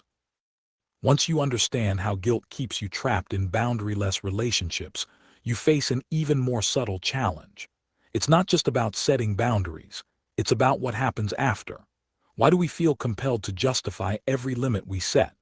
Why do we over-explain our growth to people who haven't earned that level of access to our inner world? The next stage of reclaiming your power requires learning when to stop explaining and simply let go. The trap of over-explaining and letting go. Sometimes you just have to be done. Not mad, not upset, just done. As you begin to recognize the weight you've been carrying and start setting boundaries, you face a new challenge. The compulsion to over-explain your decisions and justify your growth. You've been conditioned to believe that every decision you make should come with an acceptable reason, one that's digestible enough for others to approve of. You've been taught that if someone is upset with you, you must explain yourself until they understand. That if you change, if you outgrow something, if you simply don't want to do something anymore, you must have a good enough excuse. Think about how much time you've wasted over-explaining your actions to people who weren't even entitled to an answer. How many times you've justified walking away from something that no longer felt right for you. How many times you've softened the truth just to avoid making someone uncomfortable. Did they ever really accept your explanation? Or did they just argue with it, try to make you feel guilty, or twist it into something else? The power of silence isn't about cutting people off. It's about reclaiming your peace. It's about refusing to be dragged into unnecessary drama, refusing to argue over things that don't matter, refusing to let someone else's issues become your burden. Silence is uncomfortable. It forces people to sit with their own actions without the distraction of your emotions. It strips them of the power they once had over you, the ability to provoke, manipulate, and twist your words. Another problem with having a big heart is that sometimes people think you're stupid until you cut them off, and they'll still find a way to blame you. Some people only understand your value when they no longer have access to you. The moment you stop engaging, the moment you stop giving them a reaction, you force them to feel the absence of you. Silence speaks in a way that words never can. Words can be argued with, twisted, ignored. But silence lingers. Silence leaves room for reflection. Silence forces them to confront the fact that you're done. Letting go of yourself. There's a version of you that got you here. A version of you that survived, that adapted, that learned how to navigate life in the only way it knew how. That version of you cared too much, overthought everything, took on burdens that weren't theirs to carry. That version of you kept people around even when they drained you. That version of you bent over backward to be liked, to be chosen, to feel worthy. That version of you sacrificed their own peace just to keep other people comfortable. Letting go of people is hard, but letting go of yourself, the self you've known for so long, that's something else entirely. You've spent years identifying with your patterns, your fears, your emotional reactions.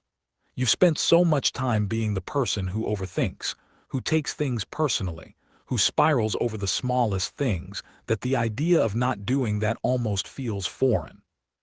Who are you without the worry, without the need for control, without the constant pull of guilt? Letting go of the old version of you is terrifying because, For a long time, that version protected you. Maybe overthinking kept you safe from disappointment. Maybe people-pleasing helped you avoid conflict. Maybe staying in toxic cycles gave you a false sense of security. Even the things that hurt you served a purpose at one point. The problem is, growth feels like loss before it feels like freedom. You start recognizing your old patterns, and part of you doesn't want to let them go. You start setting boundaries, and it feels unnatural. You stop over-explaining yourself, and you feel rude. You stop engaging in drama, and you feel disconnected. You stop chasing people, and you feel alone. But this discomfort is temporary.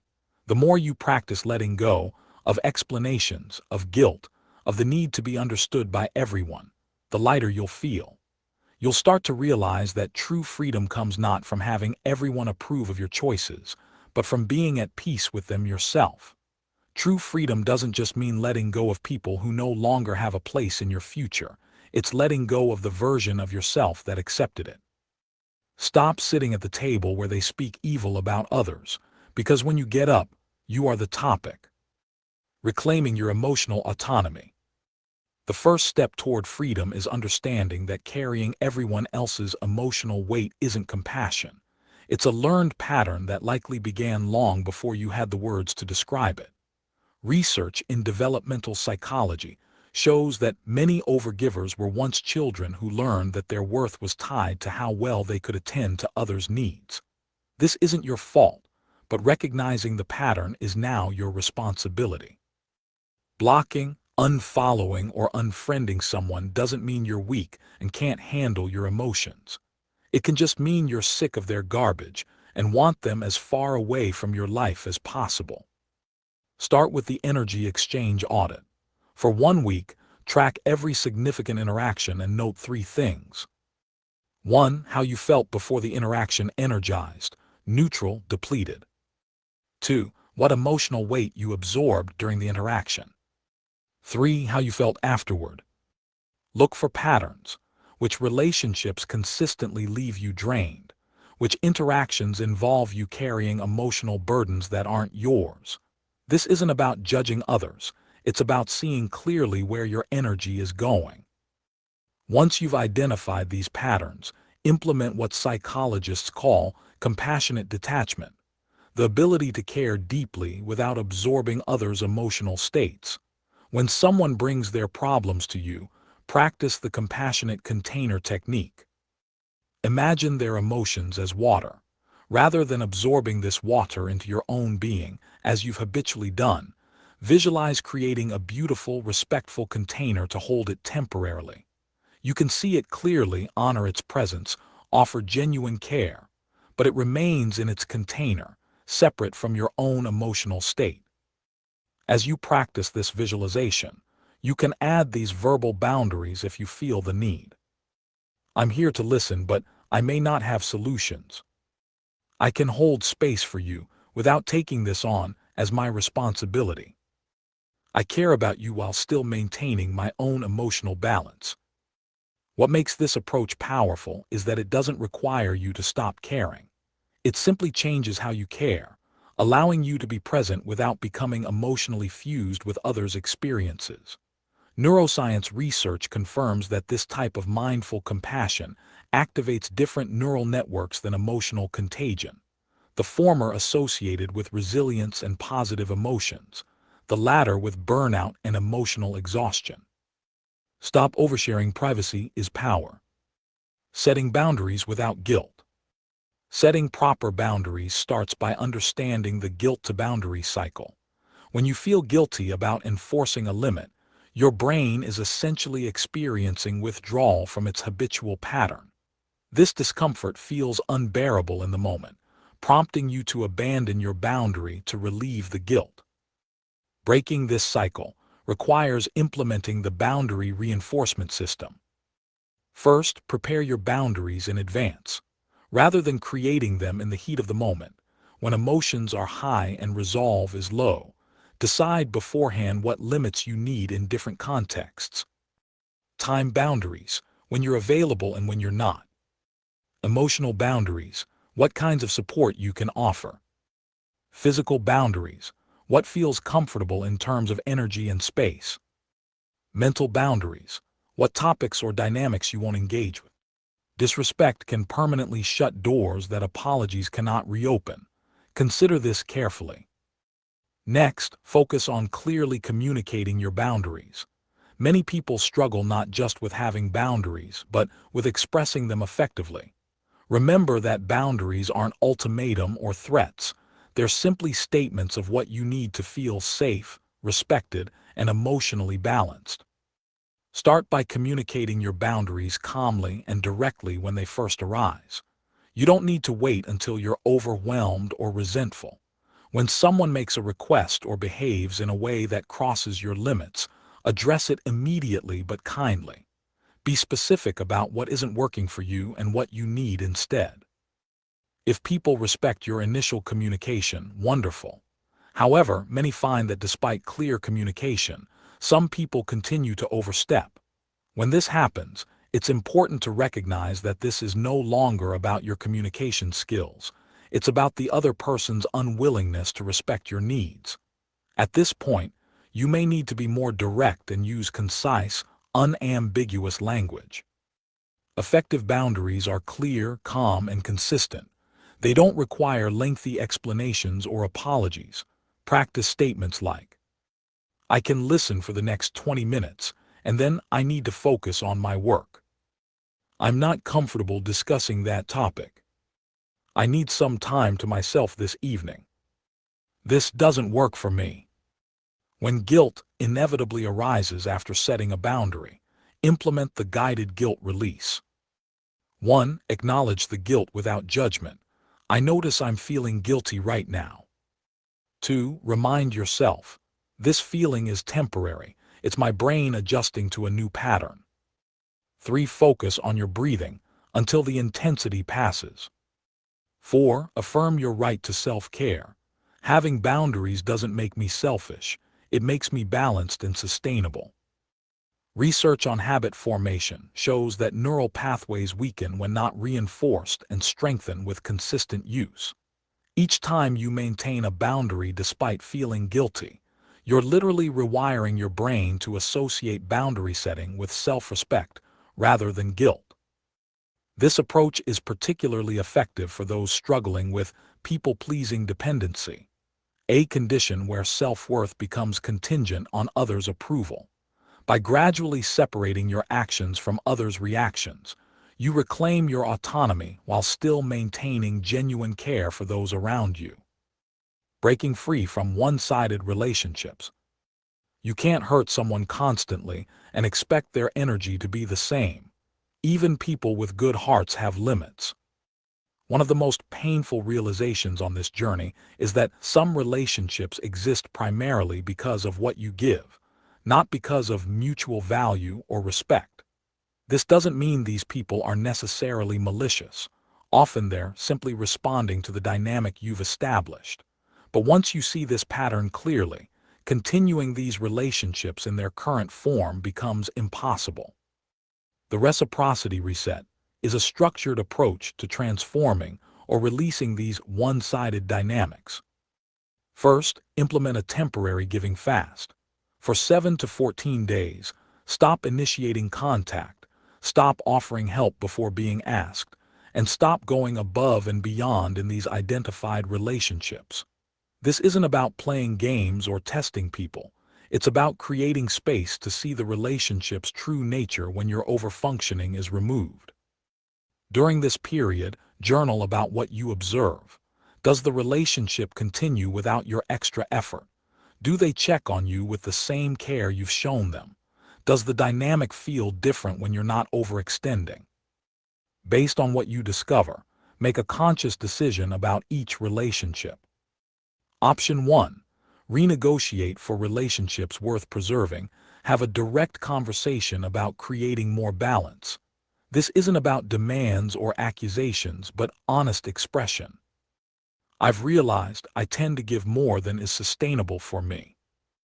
I'd like to create a relationship where we both feel supported. Here's what support looks like to me. Option 2. Accept with clear limits. Some relationships may continue with adjusted expectations. You might decide certain family relationships or long-standing friendships are worth maintaining with firm boundaries around what you will and won't provide emotionally. Option 3. Release. Some relationships simply cannot survive the withdrawal of your overfunctioning. While painful, releasing these connections is sometimes the only path to your well-being. What makes this approach different from typical cut them off advice is that it's based on observation rather than reaction. You're making conscious choices based on what you actually see, not what you fear or hope might happen. Avoid people who are close to people who dislike you. They are dangerous. Embracing the empty space. Perhaps the most challenging phase of this journey is navigating the emptiness that comes when you stop filling your life with other people's needs, drama, and emotions. This void is temporary but crucial. It's the space where your authentic self begins to emerge. Psychologist Carl Jung called this the creative void, the necessary emptiness that precedes genuine transformation. Rather than rushing to fill this space with new relationships or distractions, learning to sit with it comfortably is essential for lasting change. The Void Navigation Protocol provides structure for this ambiguous time. First, normalize the discomfort. The emptiness feels threatening because your nervous system interprets the unfamiliar as dangerous. Research in neuroscience shows that novel situations activate the brain's threat detection system, triggering anxiety even when no actual danger exists. Remind yourself, this emptiness isn't harmful, it's unfamiliar. My brain is registering the unfamiliar as threatening, but I am safe. Next, implement daily self-connection practices. When your identity has been built around others' needs, connecting with your own becomes a skill to develop. Mindful body scans to reconnect with physical sensations. Journaling to identify your authentic preferences without others' influence. Small experiments with choices based solely on your desires rather than others' expectations. Finally, resist the urge to rush this phase. Research on transition psychology indicates that premature closure, filling the void before genuine transformation occurs, often leads to repeating old patterns in new contexts. Give yourself permission to exist in this in-between state, knowing that what's emerging is worth the temporary discomfort. The liberation of letting go. The final step in this process is perhaps the most counterintuitive, releasing the need for others to understand your journey. The compulsion to over-explain your boundaries, your growth, or your decisions comes from the same pattern of prioritizing others' comfort over your own truth. Implement the minimal explanation policy. For casual relationships, "This doesn't work for me" is a complete sentence. For closer relationships, "I'm making changes to support my well-being" provides context without inviting debate.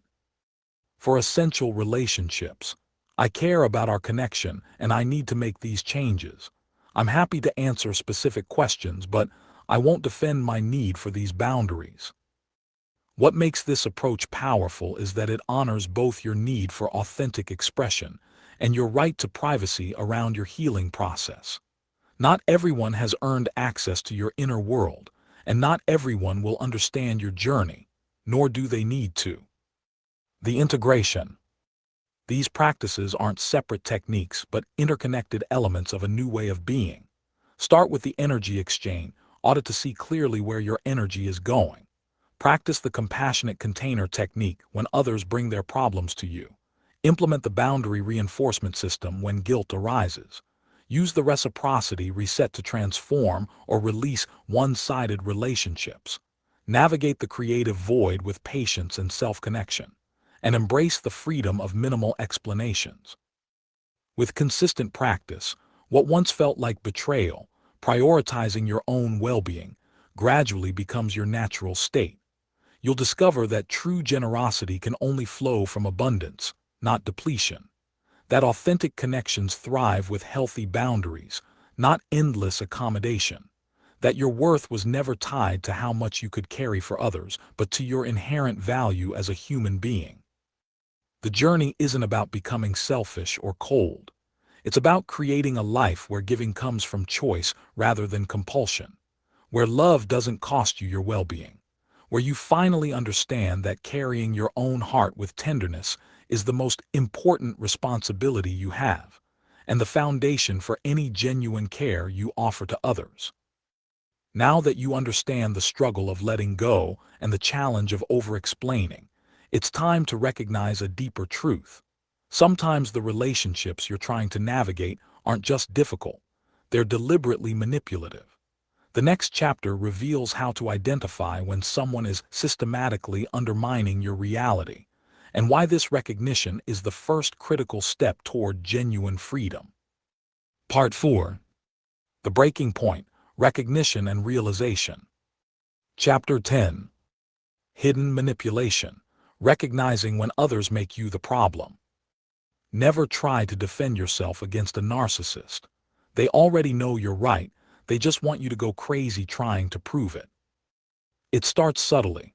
A comment here, a dismissive reaction there. You bring up something that hurt you, and instead of getting an apology, you get a confused look and a response like, "That never happened." Or maybe it did happen, but you're told you're overreacting, too sensitive, or reading into things too much. At first, you might question yourself. Did I misinterpret that? Am I making a big deal out of nothing? But over time, the doubt grows, and before you know it, you're questioning your own reality. This is gaslighting, the psychological manipulation that makes you second-guess your thoughts, emotions, and even your memory of events. It's not just someone disagreeing with you or having a different perspective.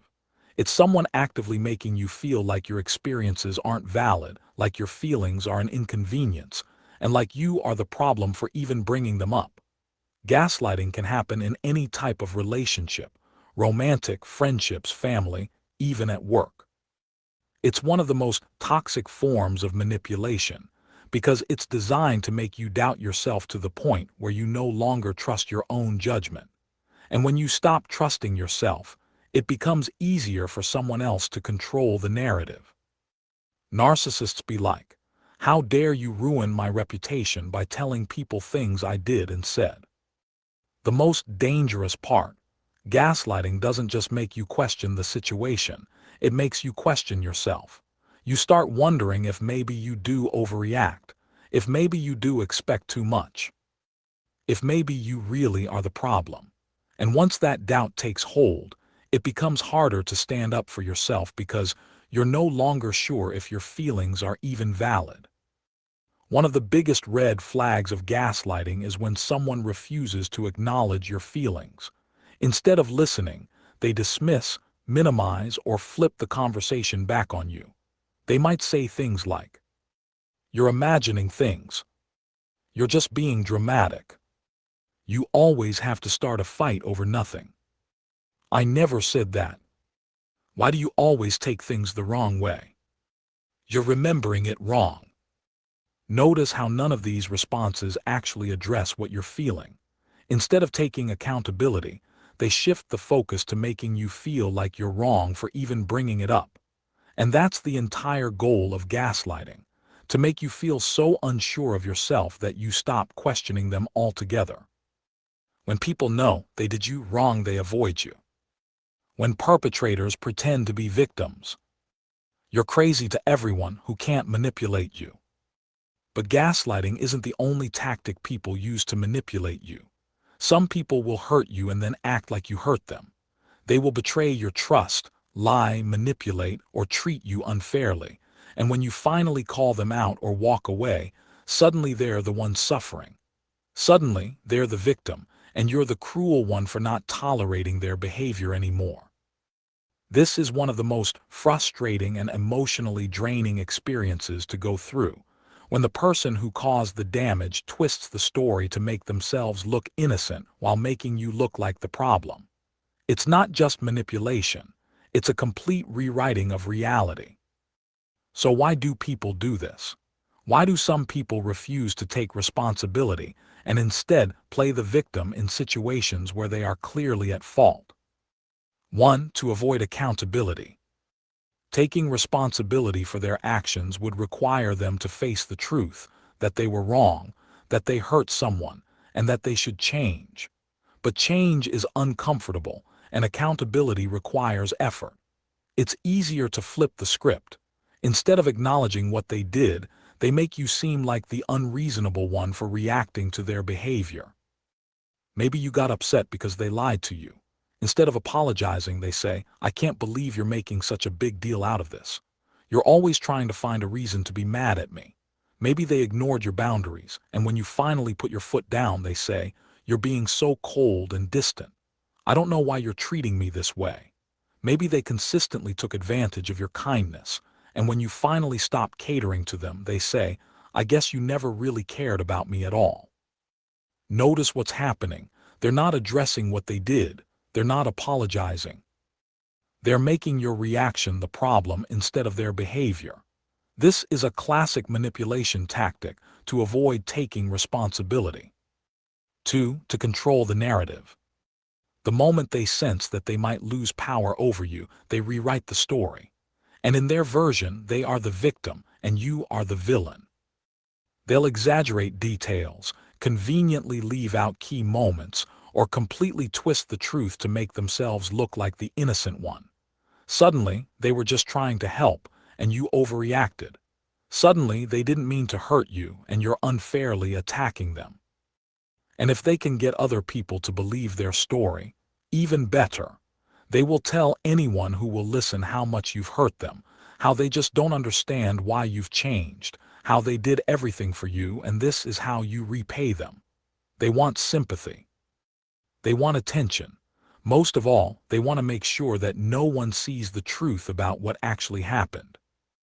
Be careful what you hear about somebody. You might be hearing it from the problem. 3. Because they genuinely believe their own lies. Some people aren't just pretending to be the victim, they truly see themselves that way. They are so disconnected from their own actions that they don't even recognize the harm they've caused. In their mind, they can do no wrong. Anytime something goes wrong in their life, it's always someone else's fault. They refuse to reflect, refuse to self-analyze, and refuse to grow. These types of people live in a state of perpetual victimhood, where the world is always against them. No matter what happens, they see themselves as the one who was wronged, even when they were the one causing the harm. If you confront them, they won't see it as an opportunity for self-awareness. They'll see it as an attack. And instead of listening, they will immediately go on the defensive, painting you as the aggressor for daring to hold them accountable. 4. To manipulate your emotions. The most dangerous thing about people who play the victim is that they know how to make you doubt yourself. They use your empathy against you, making you feel guilty for standing up for yourself. They'll cry. They'll talk about how hard their life has been. They'll bring up every struggle they've ever gone through, making you feel like you're being too harsh or too unforgiving. And because you don't want to be the bad guy, you soften. You second-guess yourself. You start to wonder if maybe you really are being unfair. This is exactly what they want. Because the moment you doubt yourself, you give them back their power. You let them escape accountability. You fall back into the pattern of accepting their behavior because you don't want to hurt them. But the truth is, they don't care about how they've hurt you. They only care about controlling how you respond to it. Not one scar on my heart came from an enemy. They all came from people who claimed to love me the most. 5. Because it's always worked before. People who play the victim do so because it has always worked for them. It's a pattern they've repeated over and over, and if it has kept them from taking responsibility in the past, why would they stop now? They've learned that if they cry, if they act wounded, if they make enough of a scene, people will side with them. They've learned that as long as they look like the victim, no one will question what they actually did to cause the situation in the first place. And if they can manipulate you into feeling guilty, if they can make you question yourself, then they win. They get to walk away without consequences, while you sit there wondering if maybe you really are the bad guy. These behaviors are called psychological projections, defense mechanisms identified by Sigmund Freud and further developed by researchers like George E. When someone projects their own negative behaviors onto you, they're unconsciously transferring unacceptable feelings or actions to protect their self-image. Research in cognitive psychology has shown that this self-deception allows people to maintain a positive self-concept despite engaging in harmful behaviors. By casting themselves as victims, they resolve the cognitive dissonance between their actions and their desired self-image as good people. You can't keep getting mad at people for sucking the life out of you if you keep giving them the straw. Protect your peace. Leave. Recognizing manipulation and reclaiming your reality. So how do you recognize when you're being manipulated in these ways? One sign is when you feel worse after every conversation. You start out upset about something, but by the end, instead of feeling heard, you feel confused, guilty, or like you need to apologize, even though you were the one who had a valid concern. Another sign is that you've stopped trusting your own emotions. You hesitate before speaking up because you worry you'll just be told you're overreacting again. You replay conversations in your head, wondering if you're the one in the wrong. You second-guess your own experiences because the other person seems so sure that you're mistaken. The most important thing to remember is this: your feelings are real. Your experiences are real. If something upset you, it matters. Someone who genuinely cares about you won't try to convince you otherwise. They will listen, even if they don't agree. Some people have to pretend you're a bad person, so they don't feel guilty about the things they did to you. So to recap, this is how you recognize when it's time to distance yourself from manipulative dynamics. First, notice the pattern of doubt. If after interactions you consistently feel confused about your own perceptions, this isn't coincidental. It's a deliberate erosion of your reality. Second, document the reality distortion. When someone consistently rewrites history, start keeping records. Create a private journal of actual events, not to prove anything to them, which rarely works, but to maintain your own grip on reality amid their contradictions. Third, watch for the moment when defending your perspective becomes your full-time job. When you find yourself exhausted from constantly having to validate your own experiences, that's not a communication problem. It's a manipulation problem.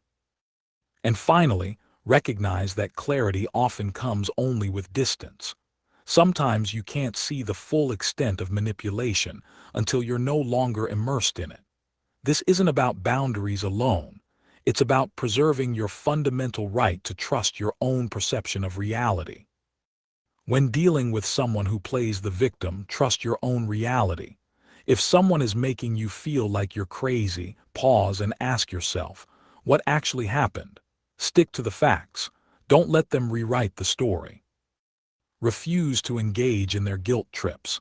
If they start playing the victim to avoid accountability, don't fall for it. If they were truly sorry, they would own up to their actions, not twist the narrative.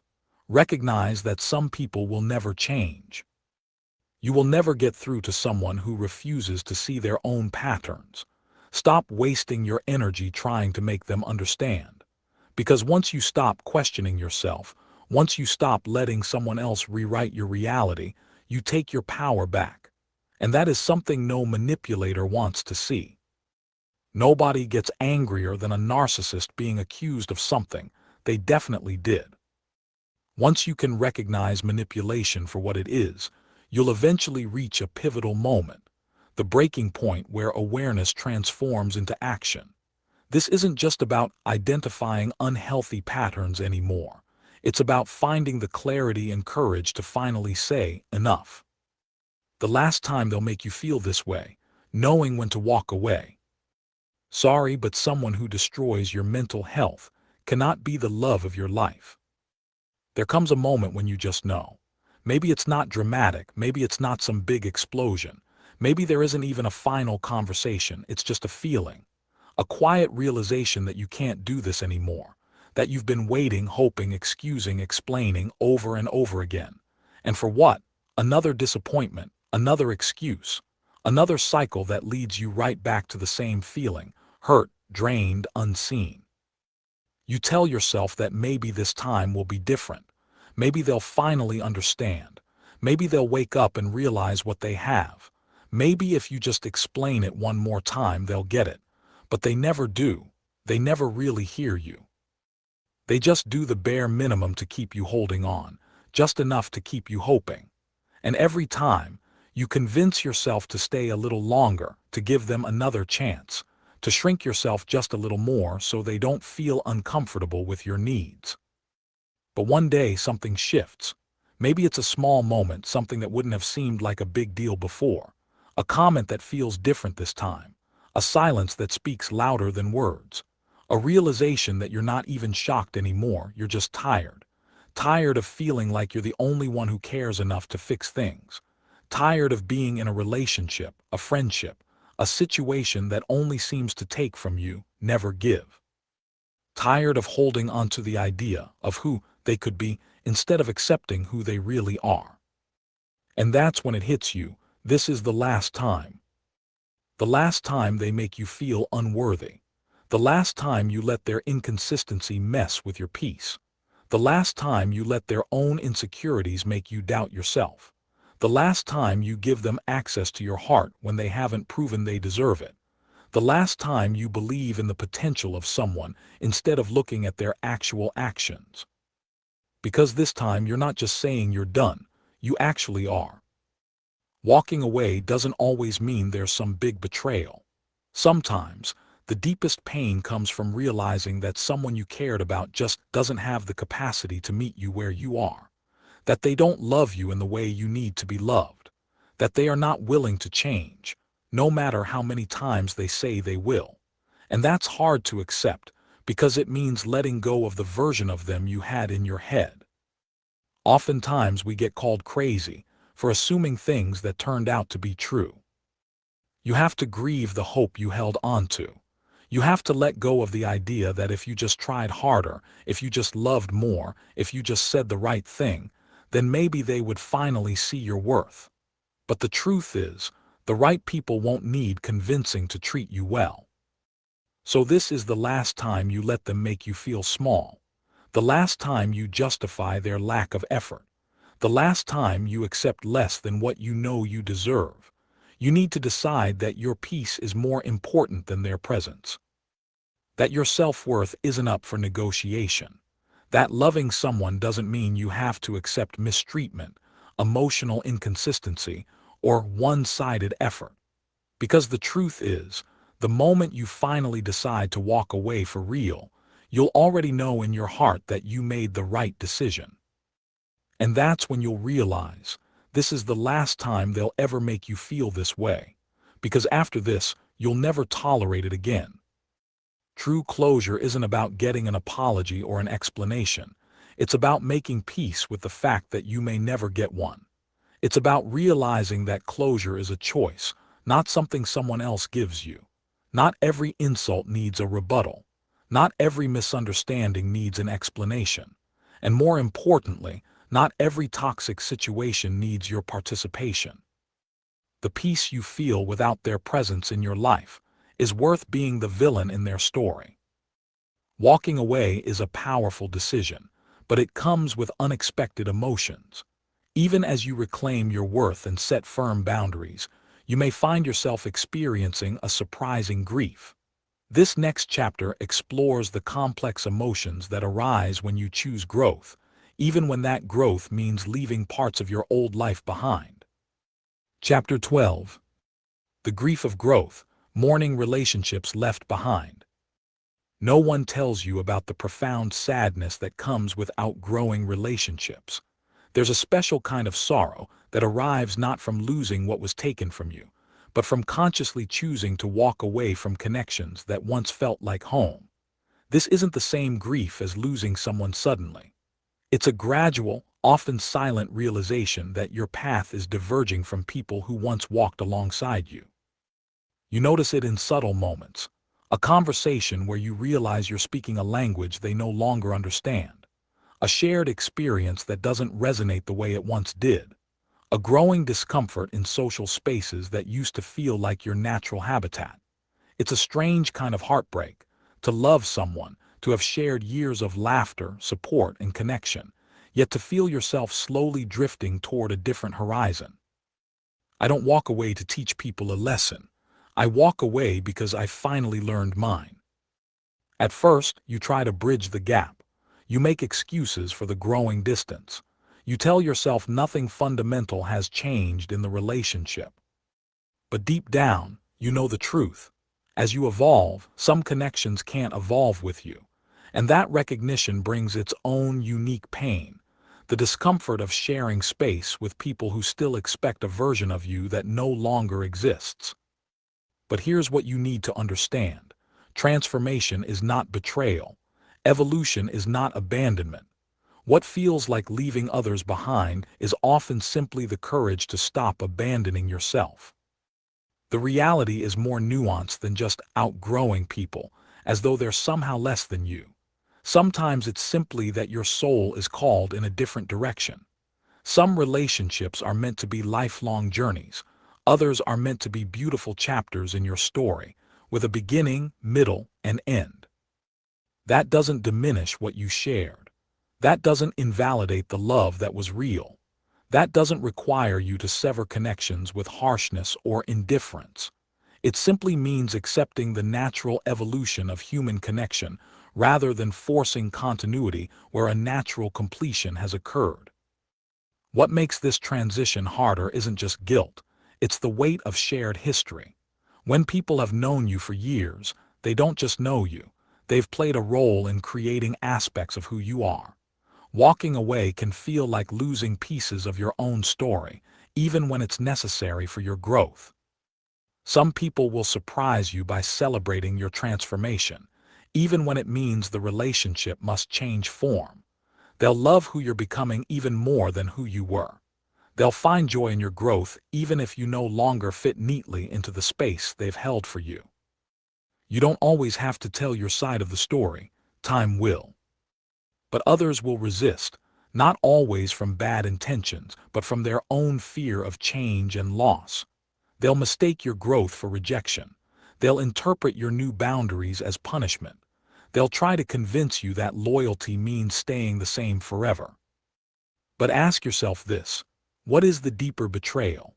To acknowledge when a connection has run its natural course, or to live a half-life of compromise just to keep others comfortable? To honor what was by allowing it to take its place in your past, or to weaken its meaning by forcing it into a future where it no longer belongs? You can honor people while still releasing your grip on relationships that have completed their purpose. You can be grateful for what they gave you without forcing them into a story they no longer fit. You can cherish the past without sacrificing your own evolution. You don't need closure from others. You don't need permission to grow.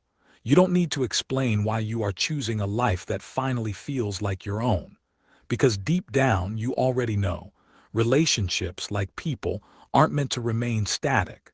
Some connections serve us for a season, others for a lifetime, but all are valid parts of our journey. As you work through the grief of outgrown relationships and say goodbye to connections that no longer serve you, you enter a new phase. The external letting go now gives way to a deeper, internal transformation, one that requires facing the empty space that remains when familiar relationships and identities fall away.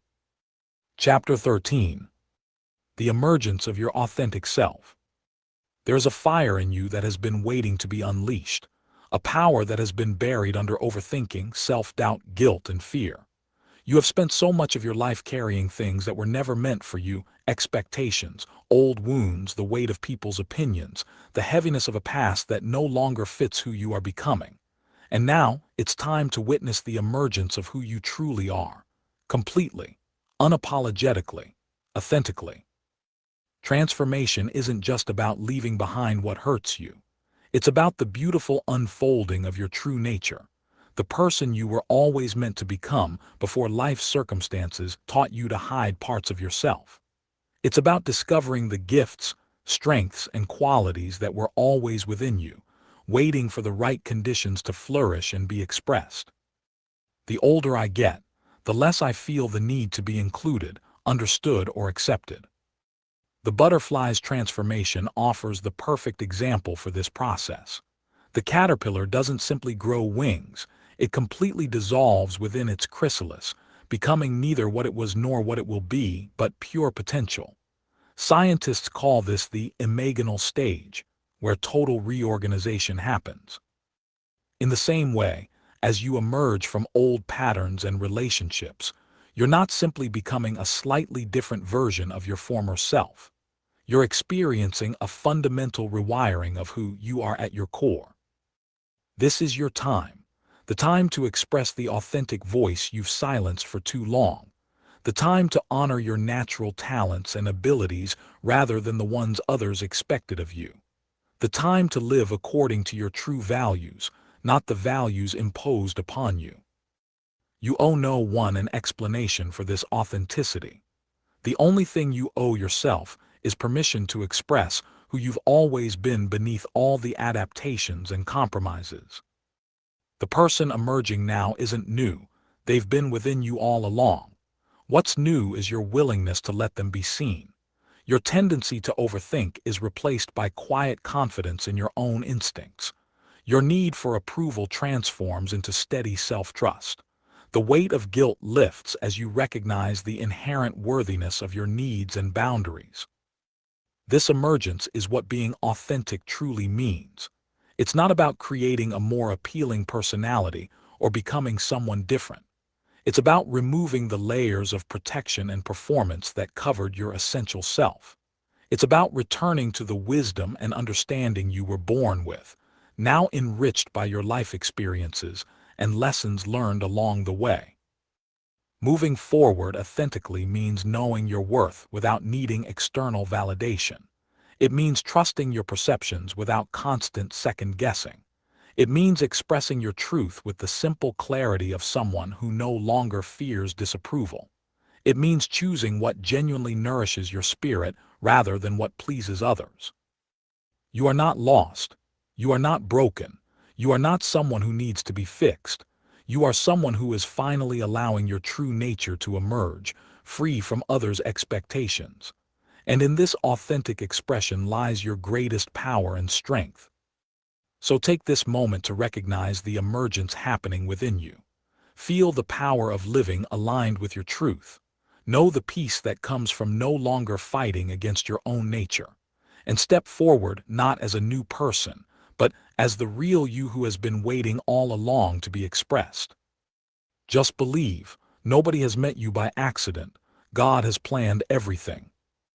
The emergence of your authentic self is a profound journey, but living from this place requires consistent practice and practical choices. How do you maintain connection with your true nature when old patterns try to resurface?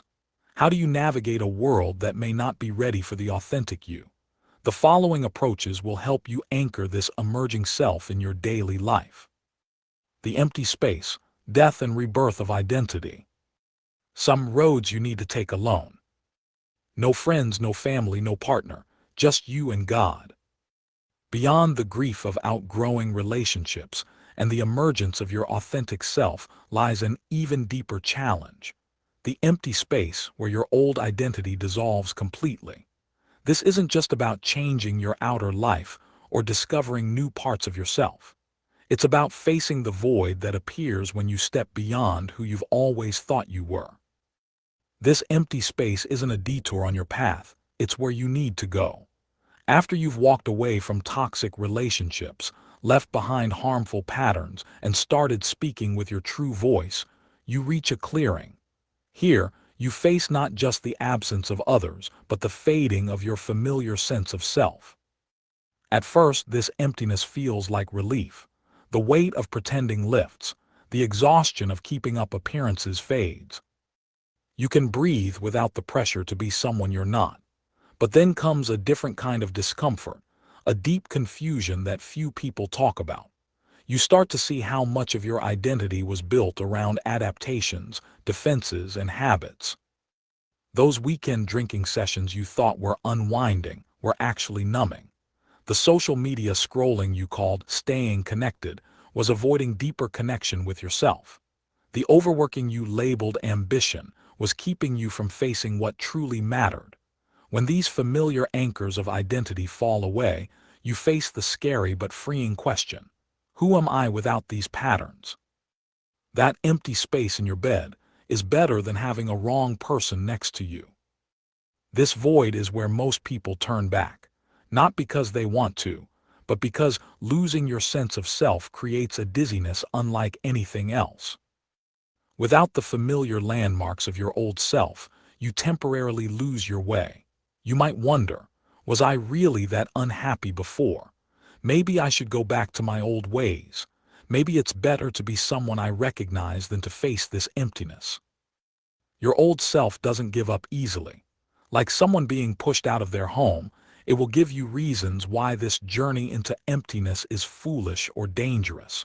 It will bring up memories of past failures as proof that you can't change. It will turn your doubts into loud warnings. But this resistance isn't a sign you're going the wrong way. It's proof you're getting close to a breakthrough. Think of this empty space like a cleared lot where an old building once stood. The old structure is gone, creating a temporary emptiness that might look like nothing to someone passing by. But the builder sees something different, the perfect spot for something new to be created.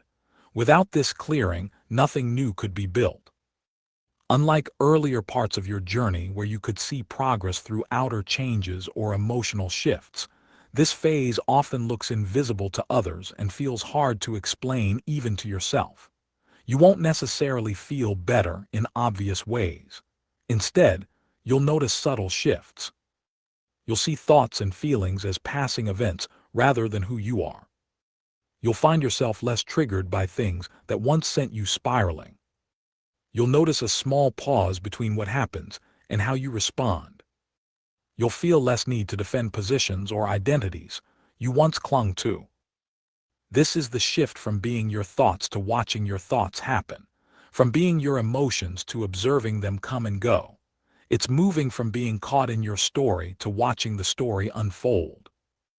The self you're outgrowing served important purposes. It helped you navigate childhood wounds, survive difficult times, and create enough stability to function in the world. This old self wasn't a mistake. It was a necessary shell that protected you until now. Thank it for its service instead of judging it. What makes this phase different is that you're not just trading one identity for another. You're discovering the awareness that exists beyond all identities. This isn't about becoming a better version of yourself. It's about recognizing that your deepest nature exists beyond all versions, all self-images, all constructed identities. There were things you said years ago that you no longer agree with today. There were things you did years ago that you don't do anymore. No, you are not two-faced. You are simply growing and changing as you should be, as we all should be. The surprising truth about this empty space is that what feels like losing yourself actually reveals what can never be lost. The real you isn't another identity. It's the awareness that remains when all identities fall away. What you feared losing was never actually who you were. Your essence was always the consciousness watching the show, not the character you were playing. As you get comfortable with this spaciousness, something amazing happens. The emptiness you feared wasn't empty at all. It was full of possibilities that couldn't grow while you were holding tight to your old self. This apparent void contains everything you need to create authentically. In the space beyond who you thought you were, you discover who you've always been. Not as a fixed identity, but as the open awareness from which all experiences arise, the canvas on which all self-images are temporarily painted, but which itself remains untouched. When you no longer need to defend a particular idea of yourself, you're free to respond to life with flexibility and realness. When you're not trapped by who you believe you should be, you can express who you actually are in each moment, not as an act but as a natural unfolding. This is the greatest freedom, not freedom to become whatever you want, but freedom from the belief that you need to become anything at all to be worthy of existence. The empty space isn't the end of your journey.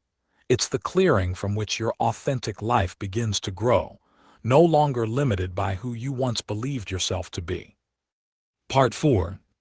Funny thing about getting older. Your eyesight may weaken, yet you can see through people much better. You've reached the point where awareness crystallizes into action. The fog of doubt has lifted, revealing what you've perhaps known all along. Some dynamics can't be fixed, some people won't change, and sometimes the only path forward is to walk away. But how do you trust this knowing when manipulation has made you question your own reality? How do you find the courage to leave when guilt still tugs at your conscience?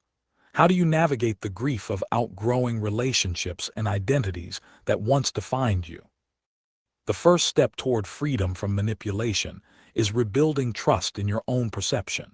When someone has consistently made you doubt yourself, you need concrete strategies to reestablish connection with reality.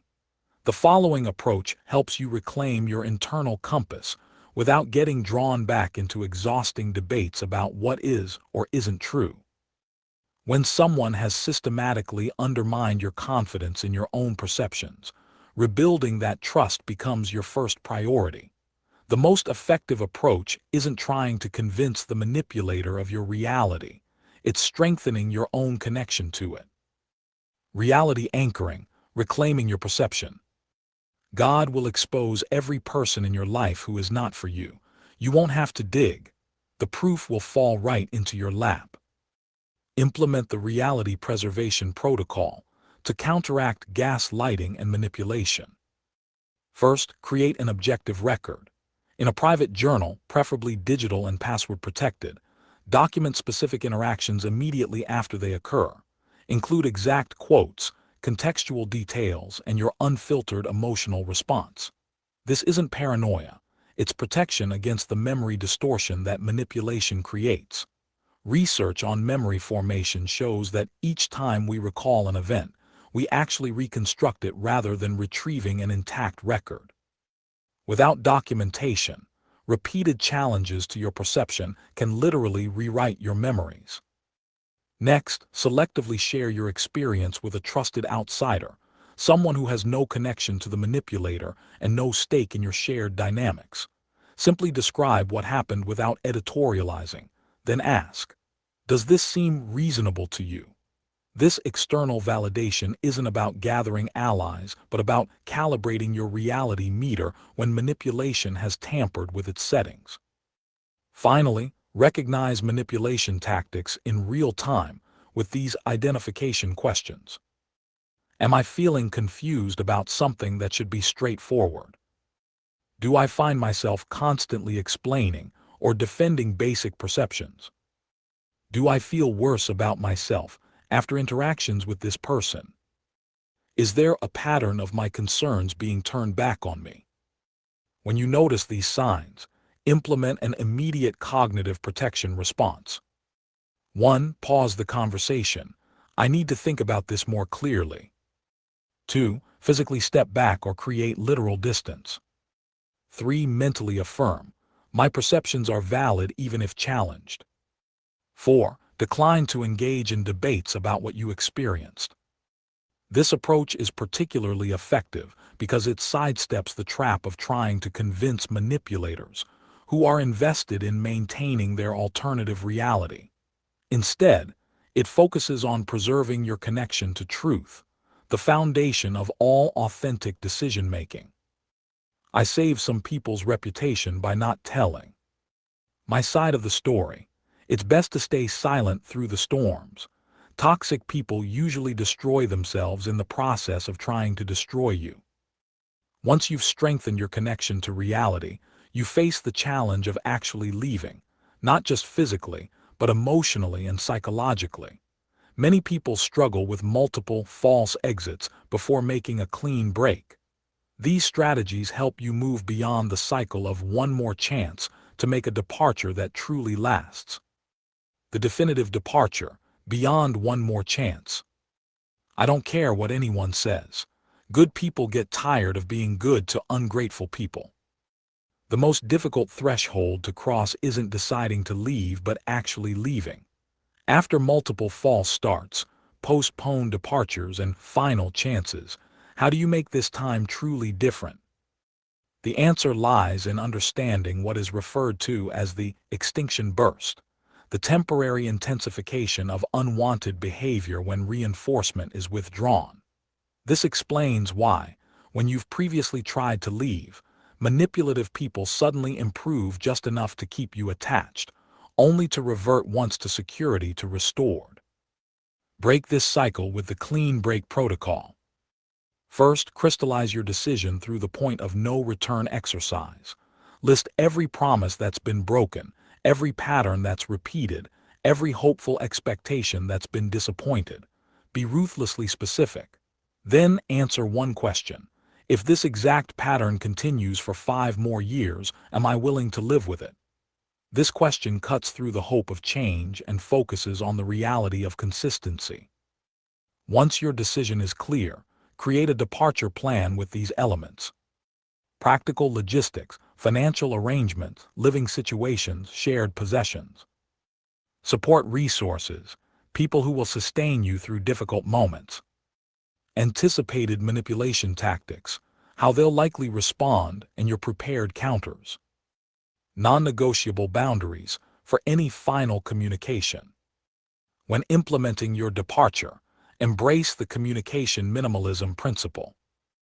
Use direct, unambiguous language. Avoid explaining your reasoning, which only creates openings for debate. Decline negotiations, suggested compromises, or promises of change. Communicate once and completely, then disengage.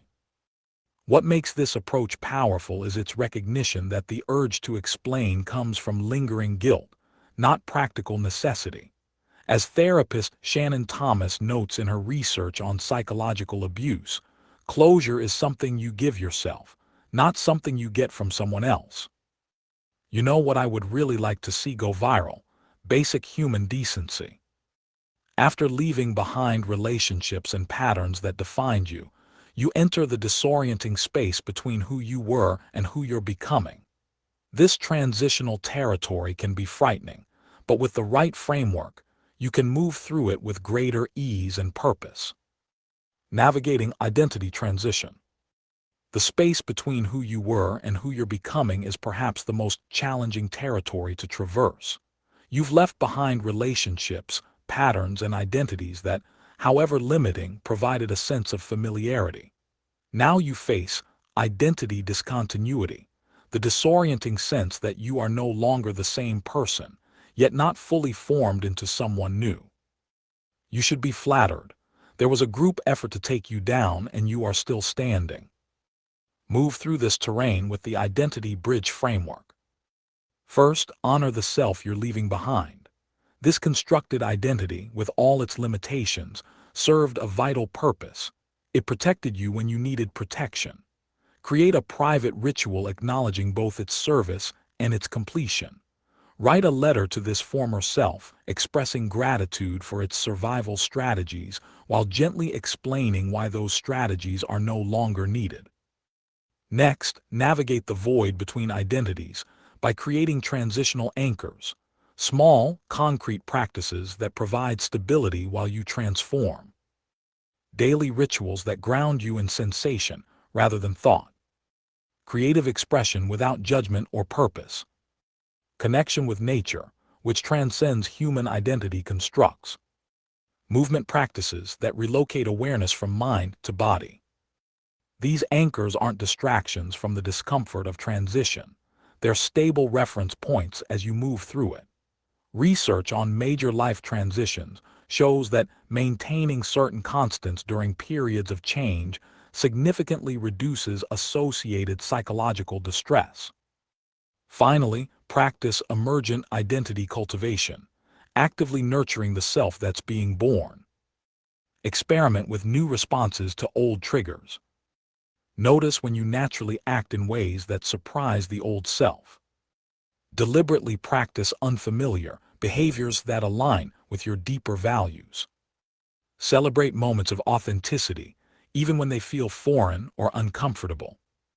What makes this approach unique is its recognition that identity transformation isn't about rejection but evolution. You're not becoming someone different. You're becoming more authentically who you've always been beneath adaptive patterns that once served but now constrain you. The final challenge isn't about techniques, but about finding the courage to walk a path that may have no external validation. When you've been conditioned to seek approval or certainty, this requires developing a new relationship with the unknown and learning to trust your own internal guidance system. The courage of uncharted territory. The final stage of liberation isn't about techniques or strategies. It's about embracing the fundamental courage of walking your own path, even when that path isn't fully visible, even when there's no external validation confirming you're headed in the right direction. Cultivate this courage through the uncertainty embrace practice. Each day, deliberately do one thing for which you have no script, no precedent in your history, no guarantee of success.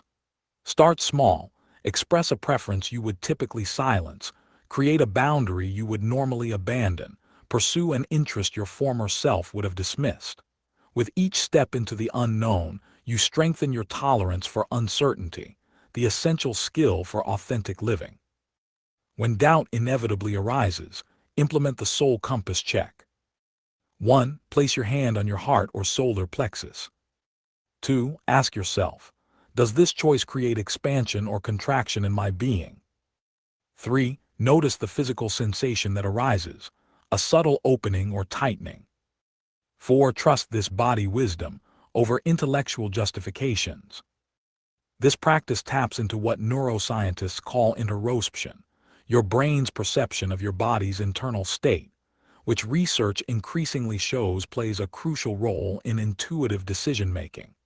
By learning to detect subtle physical cues that precede conscious thought, you access wisdom that manipulation cannot touch. Reinforce your courage daily with the freedom affirmation, not as empty positive thinking but as an active declaration of sovereignty. I am the author of my life. I trust my perception.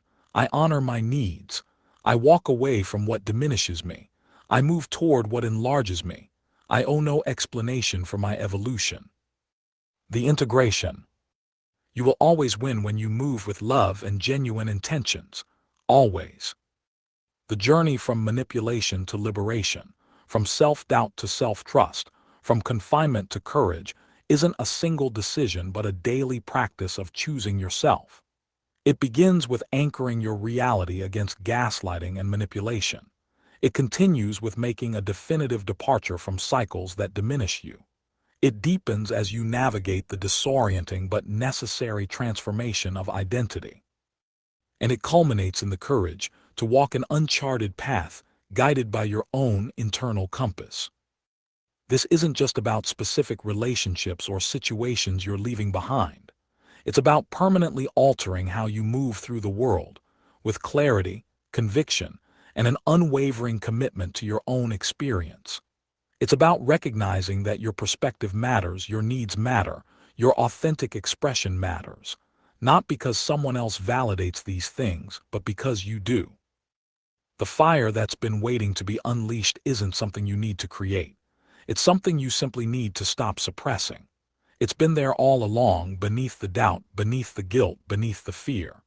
And now, as you step fully into your own authority, it illuminates not just your path, but the very reason you were born, to express a truth that only you can embody, to offer a gift that only you can give.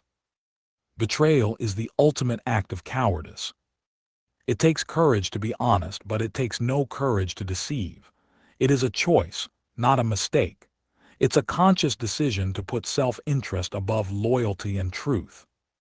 With these practical strategies for liberation in hand, we can now explore even deeper dimensions of transformation.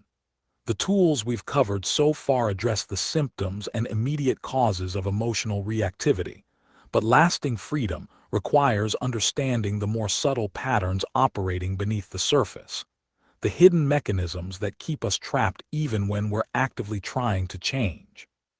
Part 5.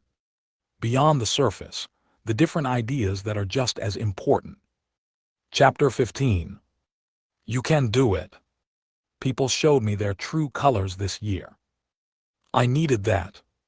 How many times have you actually progressed without realizing it? How many times have you overcome something, big or small, that once felt impossible? I remember the first time I ever went snowboarding. It was actually the first time I had ever seen snow. I was 16 years old and went away with my brother, sister, and their partners. My brother had been before, so told me to go to a group lesson where they teach you. All I can say is, I left that day and thought to myself, I will never get this. I fell so many times I had bruises. I thought it was the hardest thing I'd ever done. I was literally stuck to a board in the most unnatural position I'd ever been in.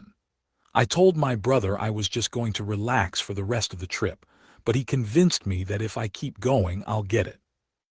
The next day I went to the group lesson again. And guess what? I got a little better. My confidence started to build. By the fourth day I was going down the slope on my own, still falling at times but considerably better and having a lot of fun. This is the thing.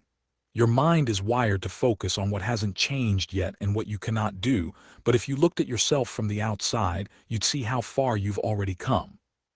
The problem isn't that you're stuck, it's that your thoughts convince you that you are. The truth is, you're never actually stuck. You always have choices. They might not be easy choices and they might come with risk, but they exist. The real reason you feel stuck isn't because you can't move forward, but because you're afraid to. Maybe you're afraid of failing. Maybe you're afraid of what people will think if you take a risk and fall flat on your face. Maybe you're afraid that even if you try, nothing will change. And so, instead of confronting that fear, you choose inaction. You convince yourself that you're powerless, even when you're not. Part of what makes us feel stuck is the stagnant energy that comes from repetition. Day after day, doing the same things in the same places, your energy gets trapped in familiar patterns. Think about it. How many times have you felt reinvigorated just by changing your environment? Taking a walk, traveling somewhere new, even just rearranging your furniture. There's a reason for that. Movement creates new energy. New spaces create new possibilities. I remember when I was caught in an exhausting cycle of anxiety and rumination. For weeks, I tried to mentally power through it. I kept telling myself I needed to be stronger, that I should be able to fix my thought patterns through sheer willpower. I meditated, journaled, and practiced all the mental techniques I knew, yet the anxious thoughts continued to loop endlessly. And even though all of that helped momentarily, little did I realize there was another underlying repetitive energy that was building. And I had to address it. It wasn't until I decided to go away on a road trip that everything changed.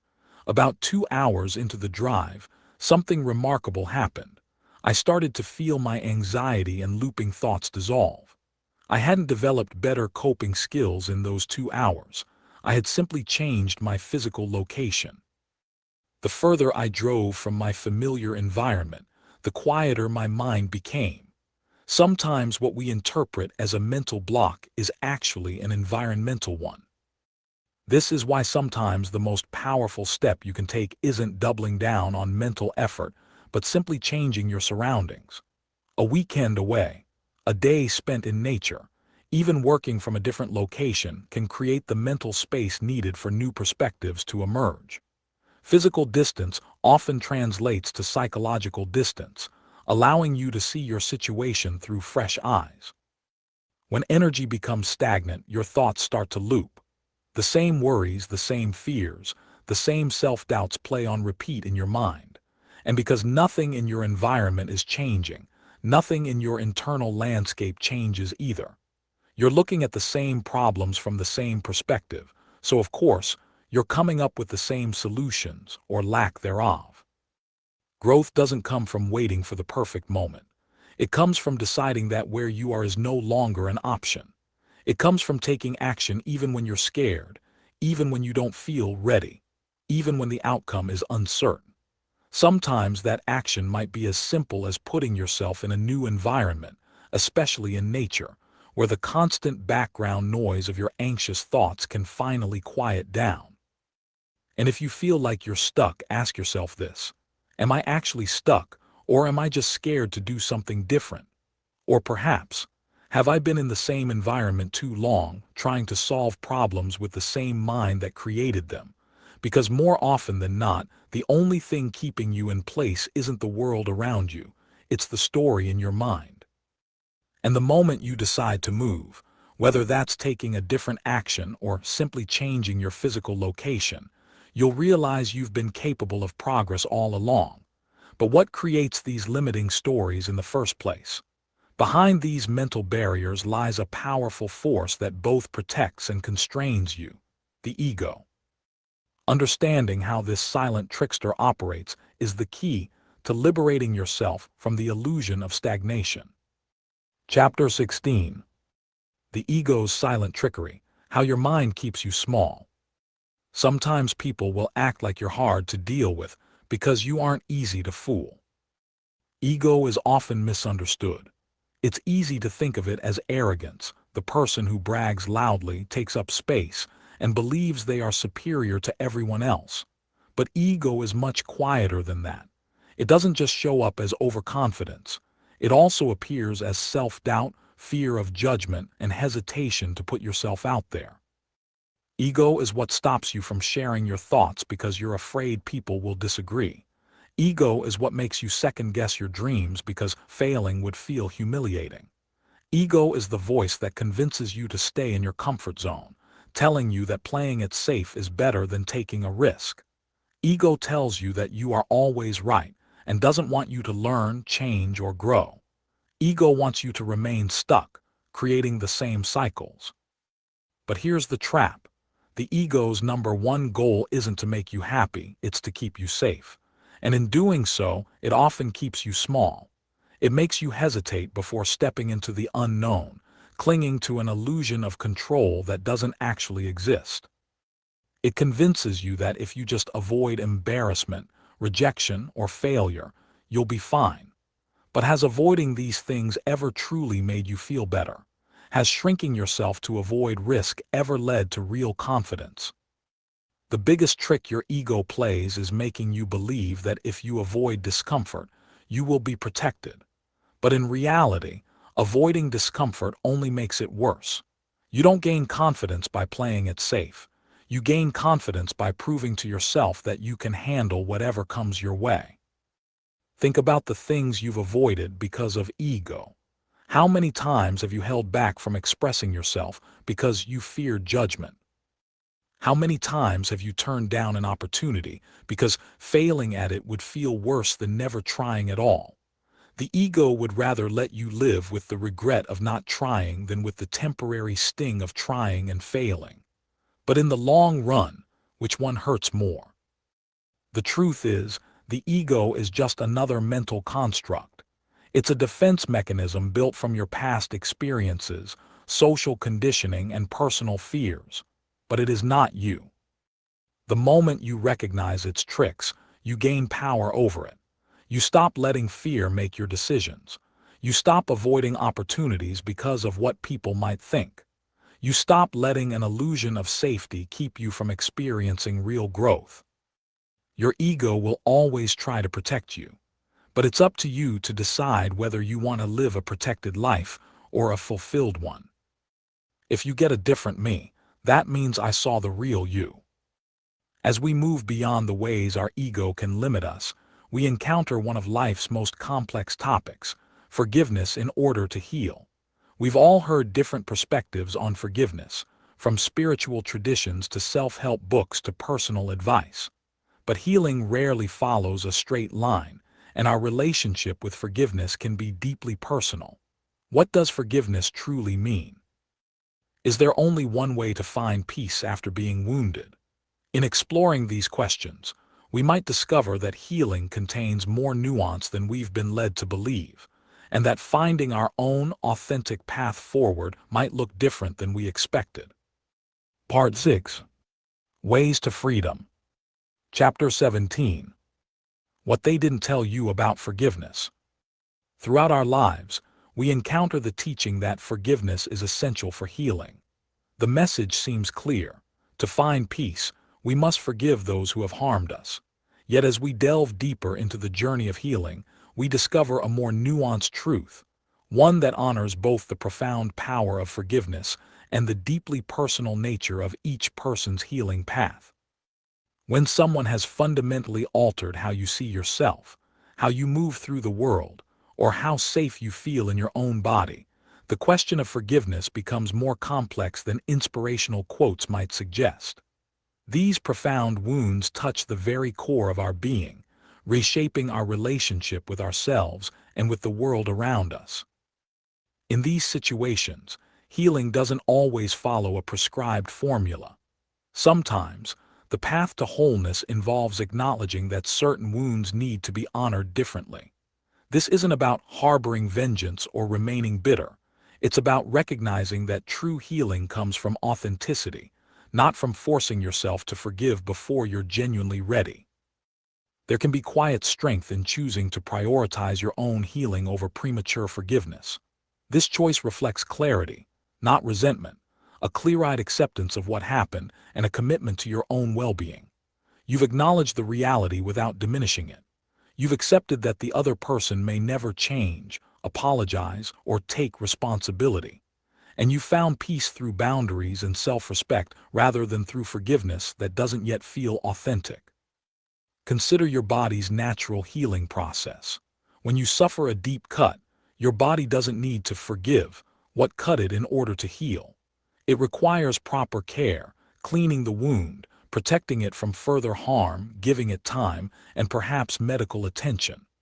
The body's wisdom lies in prioritizing restoration rather than reconciliation with the object that caused the injury.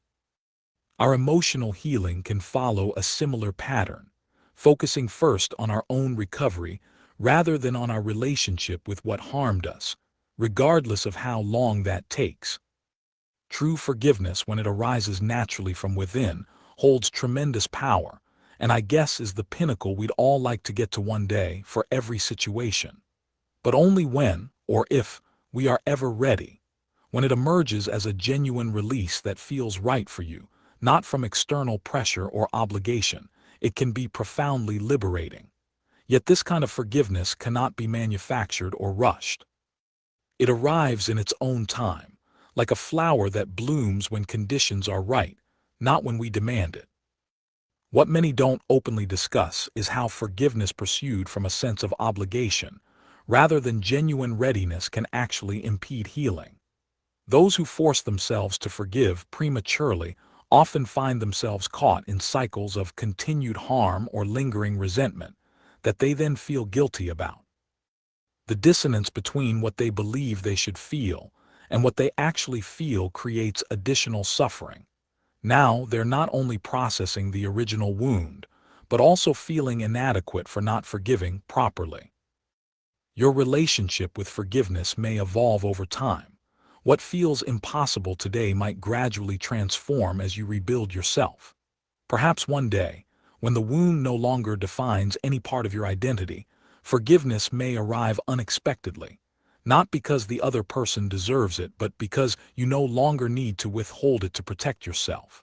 Or perhaps your path leads elsewhere, and that too is perfectly valid. The essence of healing isn't about meeting external expectations, but about becoming whole again. It's about reclaiming your authentic self, not performing forgiveness to appear virtuous or healed by others' standards. You need not justify your healing journey to anyone. You're allowed to define your own path forward. I honor my own timeline for healing. I release the pressure to feel compassion before I'm ready. I recognize there are many paths to freedom. What truly matters isn't whether you forgive, but whether you're able to move forward with your life in a way that feels authentic and whole. Many people have built rich, fulfilling lives defined by their own values without ever reaching the point of forgiveness for certain deep wounds, and this hasn't made their healing any less complete. They've found ways to process their experiences, integrate the lessons, establish clear boundaries, and redirect their energy toward what brings them joy and purpose. There's a profound difference between being stuck in bitterness and consciously choosing not to forgive while still moving forward. The former keeps you tethered to the past, while the latter acknowledges what happened without allowing it to determine your future. You can release the stranglehold that someone had on your life without necessarily offering them forgiveness. You can stop carrying the weight of their actions without absolution. You can reclaim your power and your peace without completing the particular ritual of forgiveness that society often demands. When you reclaim this sovereignty over your healing journey, something remarkable happens.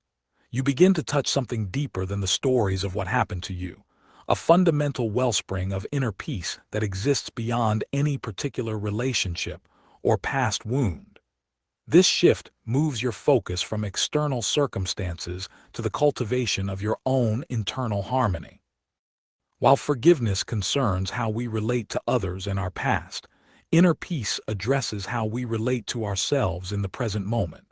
And ultimately, this relationship with yourself may be the most profound healing of all.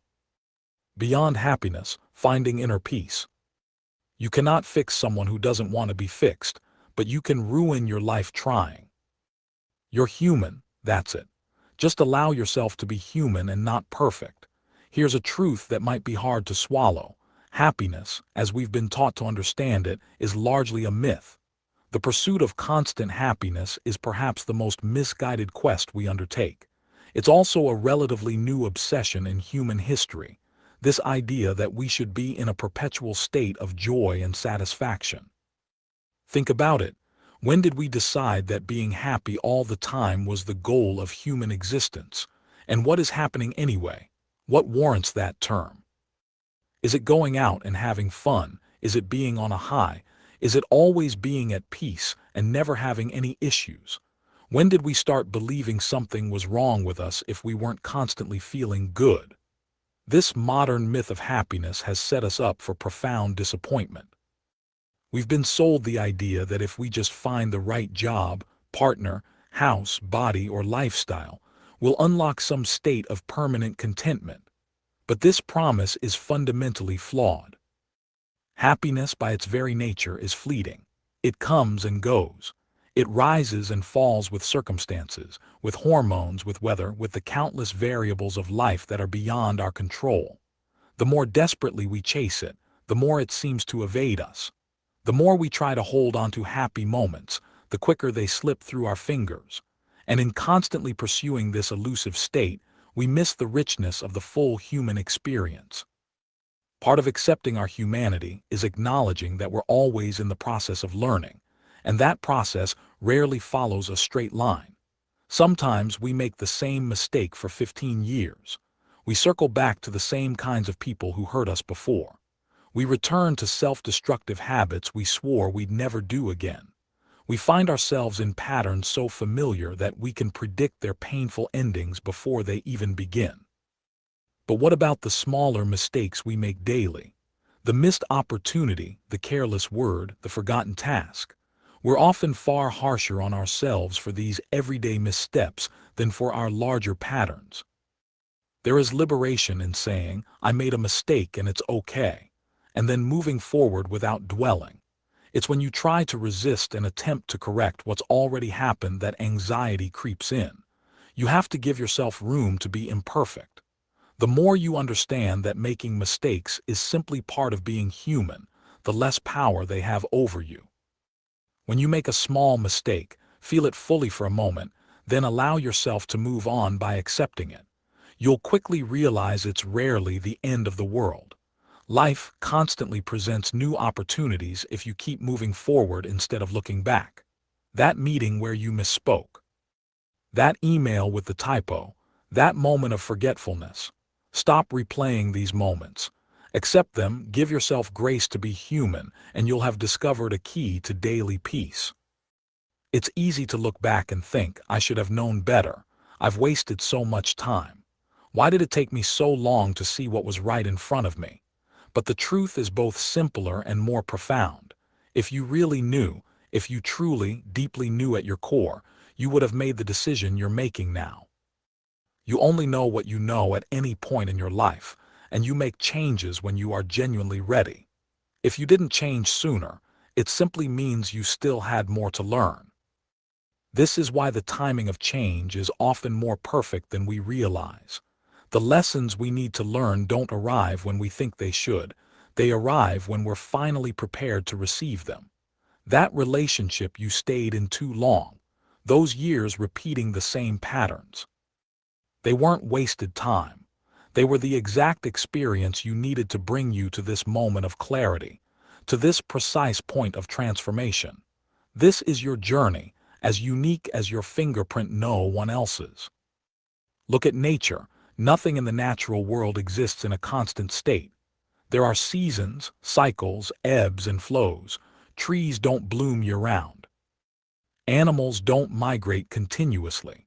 The ocean doesn't maintain a single tide. So why do we expect our emotional lives to be any different? Why have we pathologized normal human emotions like sadness, anger, frustration, or grief by labeling them as obstacles to this mythical state of perpetual happiness? What if, instead of chasing happiness, we sought something deeper, something more sustainable? What if the goal isn't happiness at all, but understanding? A state of being that doesn't depend on everything going right, but on your ability to comprehend and accept life even when things go wrong. A fundamental recognition that life will contain joy and sorrow, ease and struggle, comfort and pain, and that all of these experiences have meaning. The fear of change, the comfort of familiar pain, the ego's silent trickery, all of these are obstacles on the path to understanding. They keep us stuck in patterns that may feel safe, but ultimately rob us of the fullness of life. Breaking free from these patterns isn't about reaching some state of perfect happiness.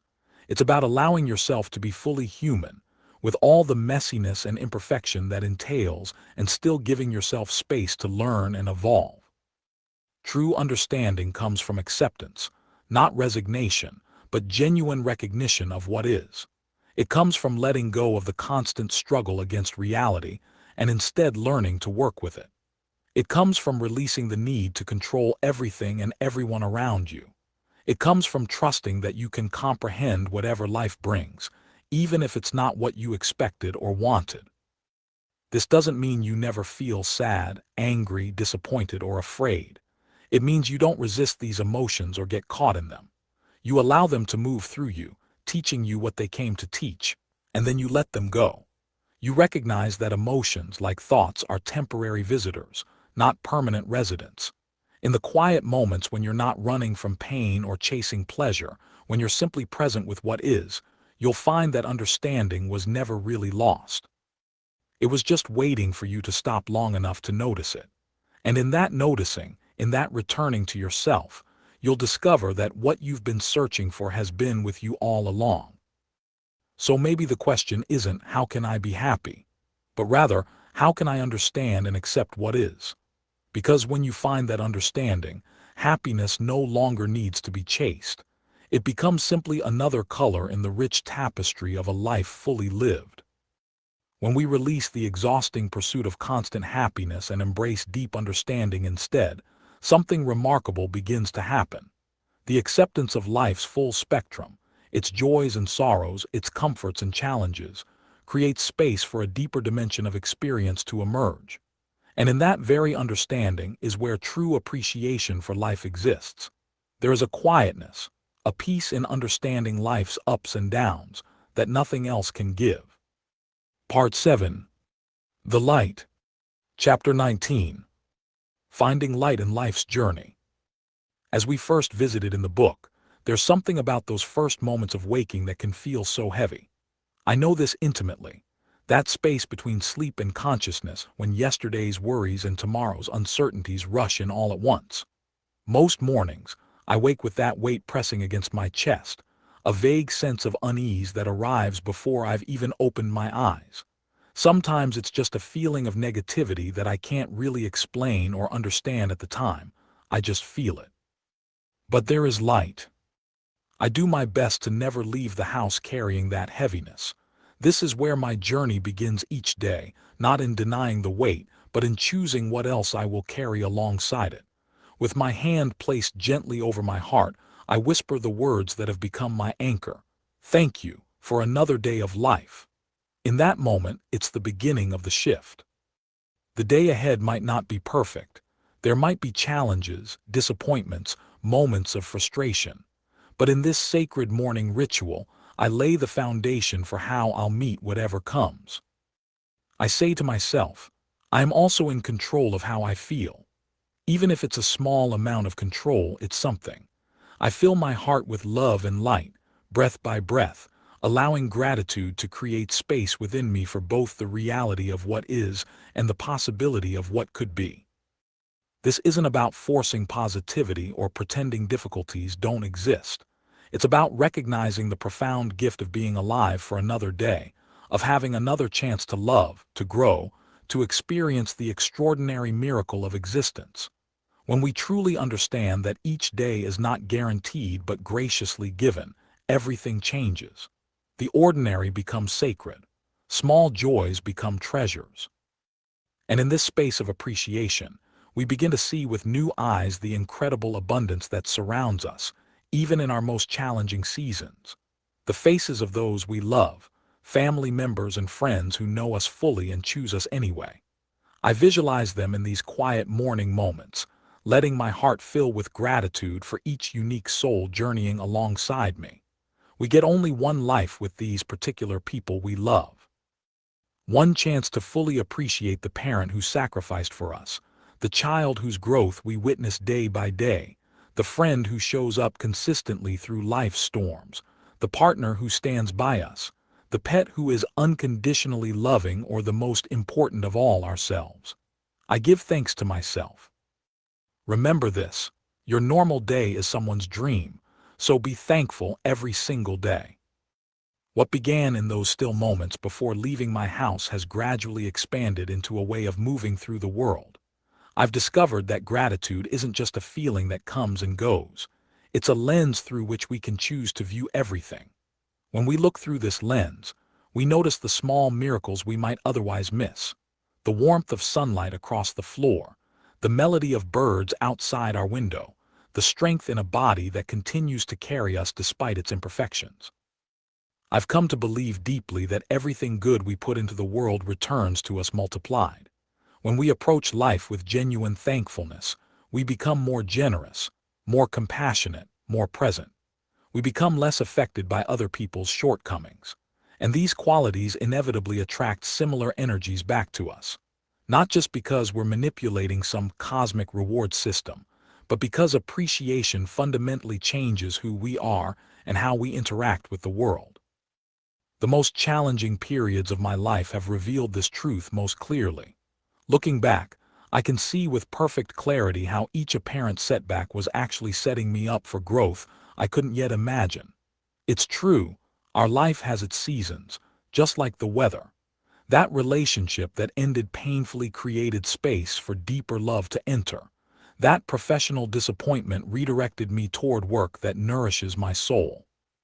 That period of uncertainty taught me to trust life's unfolding in ways I never could have learned through ease alone. And here's another truth I've discovered along the way. We have enough time. Despite our constant feeling of rushing, of time slipping away, we have enough time to pursue new dreams, new experiences, to succeed, to transform. Think of Nelson Mandela, who spent 27 years in prison. 27 years. Take a moment to reflect on where you were 27 years ago. That entire span of time, all those moments and experiences you've lived through since then, he spent in a cell. Unable to do all the things you've been free to do. Consider this. Mandela was 71 years old when he was finally released from prison. At 75, an age when many believe life's most productive years are behind them, he became the president of South Africa. He emerged to transform a nation and leave a legacy that will echo through generations. Now I ask you, what will you do with the next 27 years of your life? What dreams might you fulfill? What impact might you have? What joy might you create with that same span of time? If Mandela could achieve what he did after losing nearly 3 decades of his life, what might be possible for you? What dreams have you deferred, thinking it's too late, or I don't have enough time? The truth is that it's never too late to begin, to create, to transform, to live. Everything happens for a reason, not in some predetermined sense where suffering is assigned to teach us lessons, but in the way that each experience shapes us into exactly who we need to become. Through every storm, every heartbreak, every moment when I thought I couldn't possibly go on, life has proven that everything really does work out. Not always in the ways I expected, not always on my timeline, but always in ways that ultimately served my growth and awakening. This isn't blind optimism. It's a truth I've witnessed again and again, both in my life and in the lives of countless others who have chosen to trust the journey even when the path ahead was shrouded in fog. You've been on your own journey through these pages. You've faced truths about yourself that weren't always comfortable. You've recognized patterns that no longer serve you. You've begun the process of reclaiming parts of yourself that got lost along the way. And perhaps, like me, you still wake up some mornings feeling the weight of it all. But I hope you also feel something else stirring within you, a quiet certainty that you are exactly where you're meant to be. Every challenge, every joy, every seemingly random encounter is weaving the unique tapestry of your life with exquisite precision. Nothing is wasted. Nothing is accidental. You are being shaped, moment by moment, into the person you're destined to become. So tomorrow morning, when consciousness first returns, and with it perhaps that familiar heaviness, place your hand on your heart. Feel whatever is there, the weight, the worry, the weariness. And then, breath by breath, fill that space with light and love as you whisper, "Thank you for another day of life." Name the possibilities you're grateful for. Let appreciation wash through you, transforming how you'll meet this one precious day. And as this book draws closer to the end, I give you this parting message. Every challenge is shaping you. Every joy is revealing you. Every moment is an opportunity to choose appreciation over resentment, gratitude over entitlement, presence over distraction. And in that choice, made again and again, morning after morning, lies a power greater than any obstacle you'll ever face. The power to see your one wild and precious life as the extraordinary gift it truly is. You're stronger than you think sometimes. You always have been. Chapter 20. Go and live. This is your chapter to write. Go and live. You've got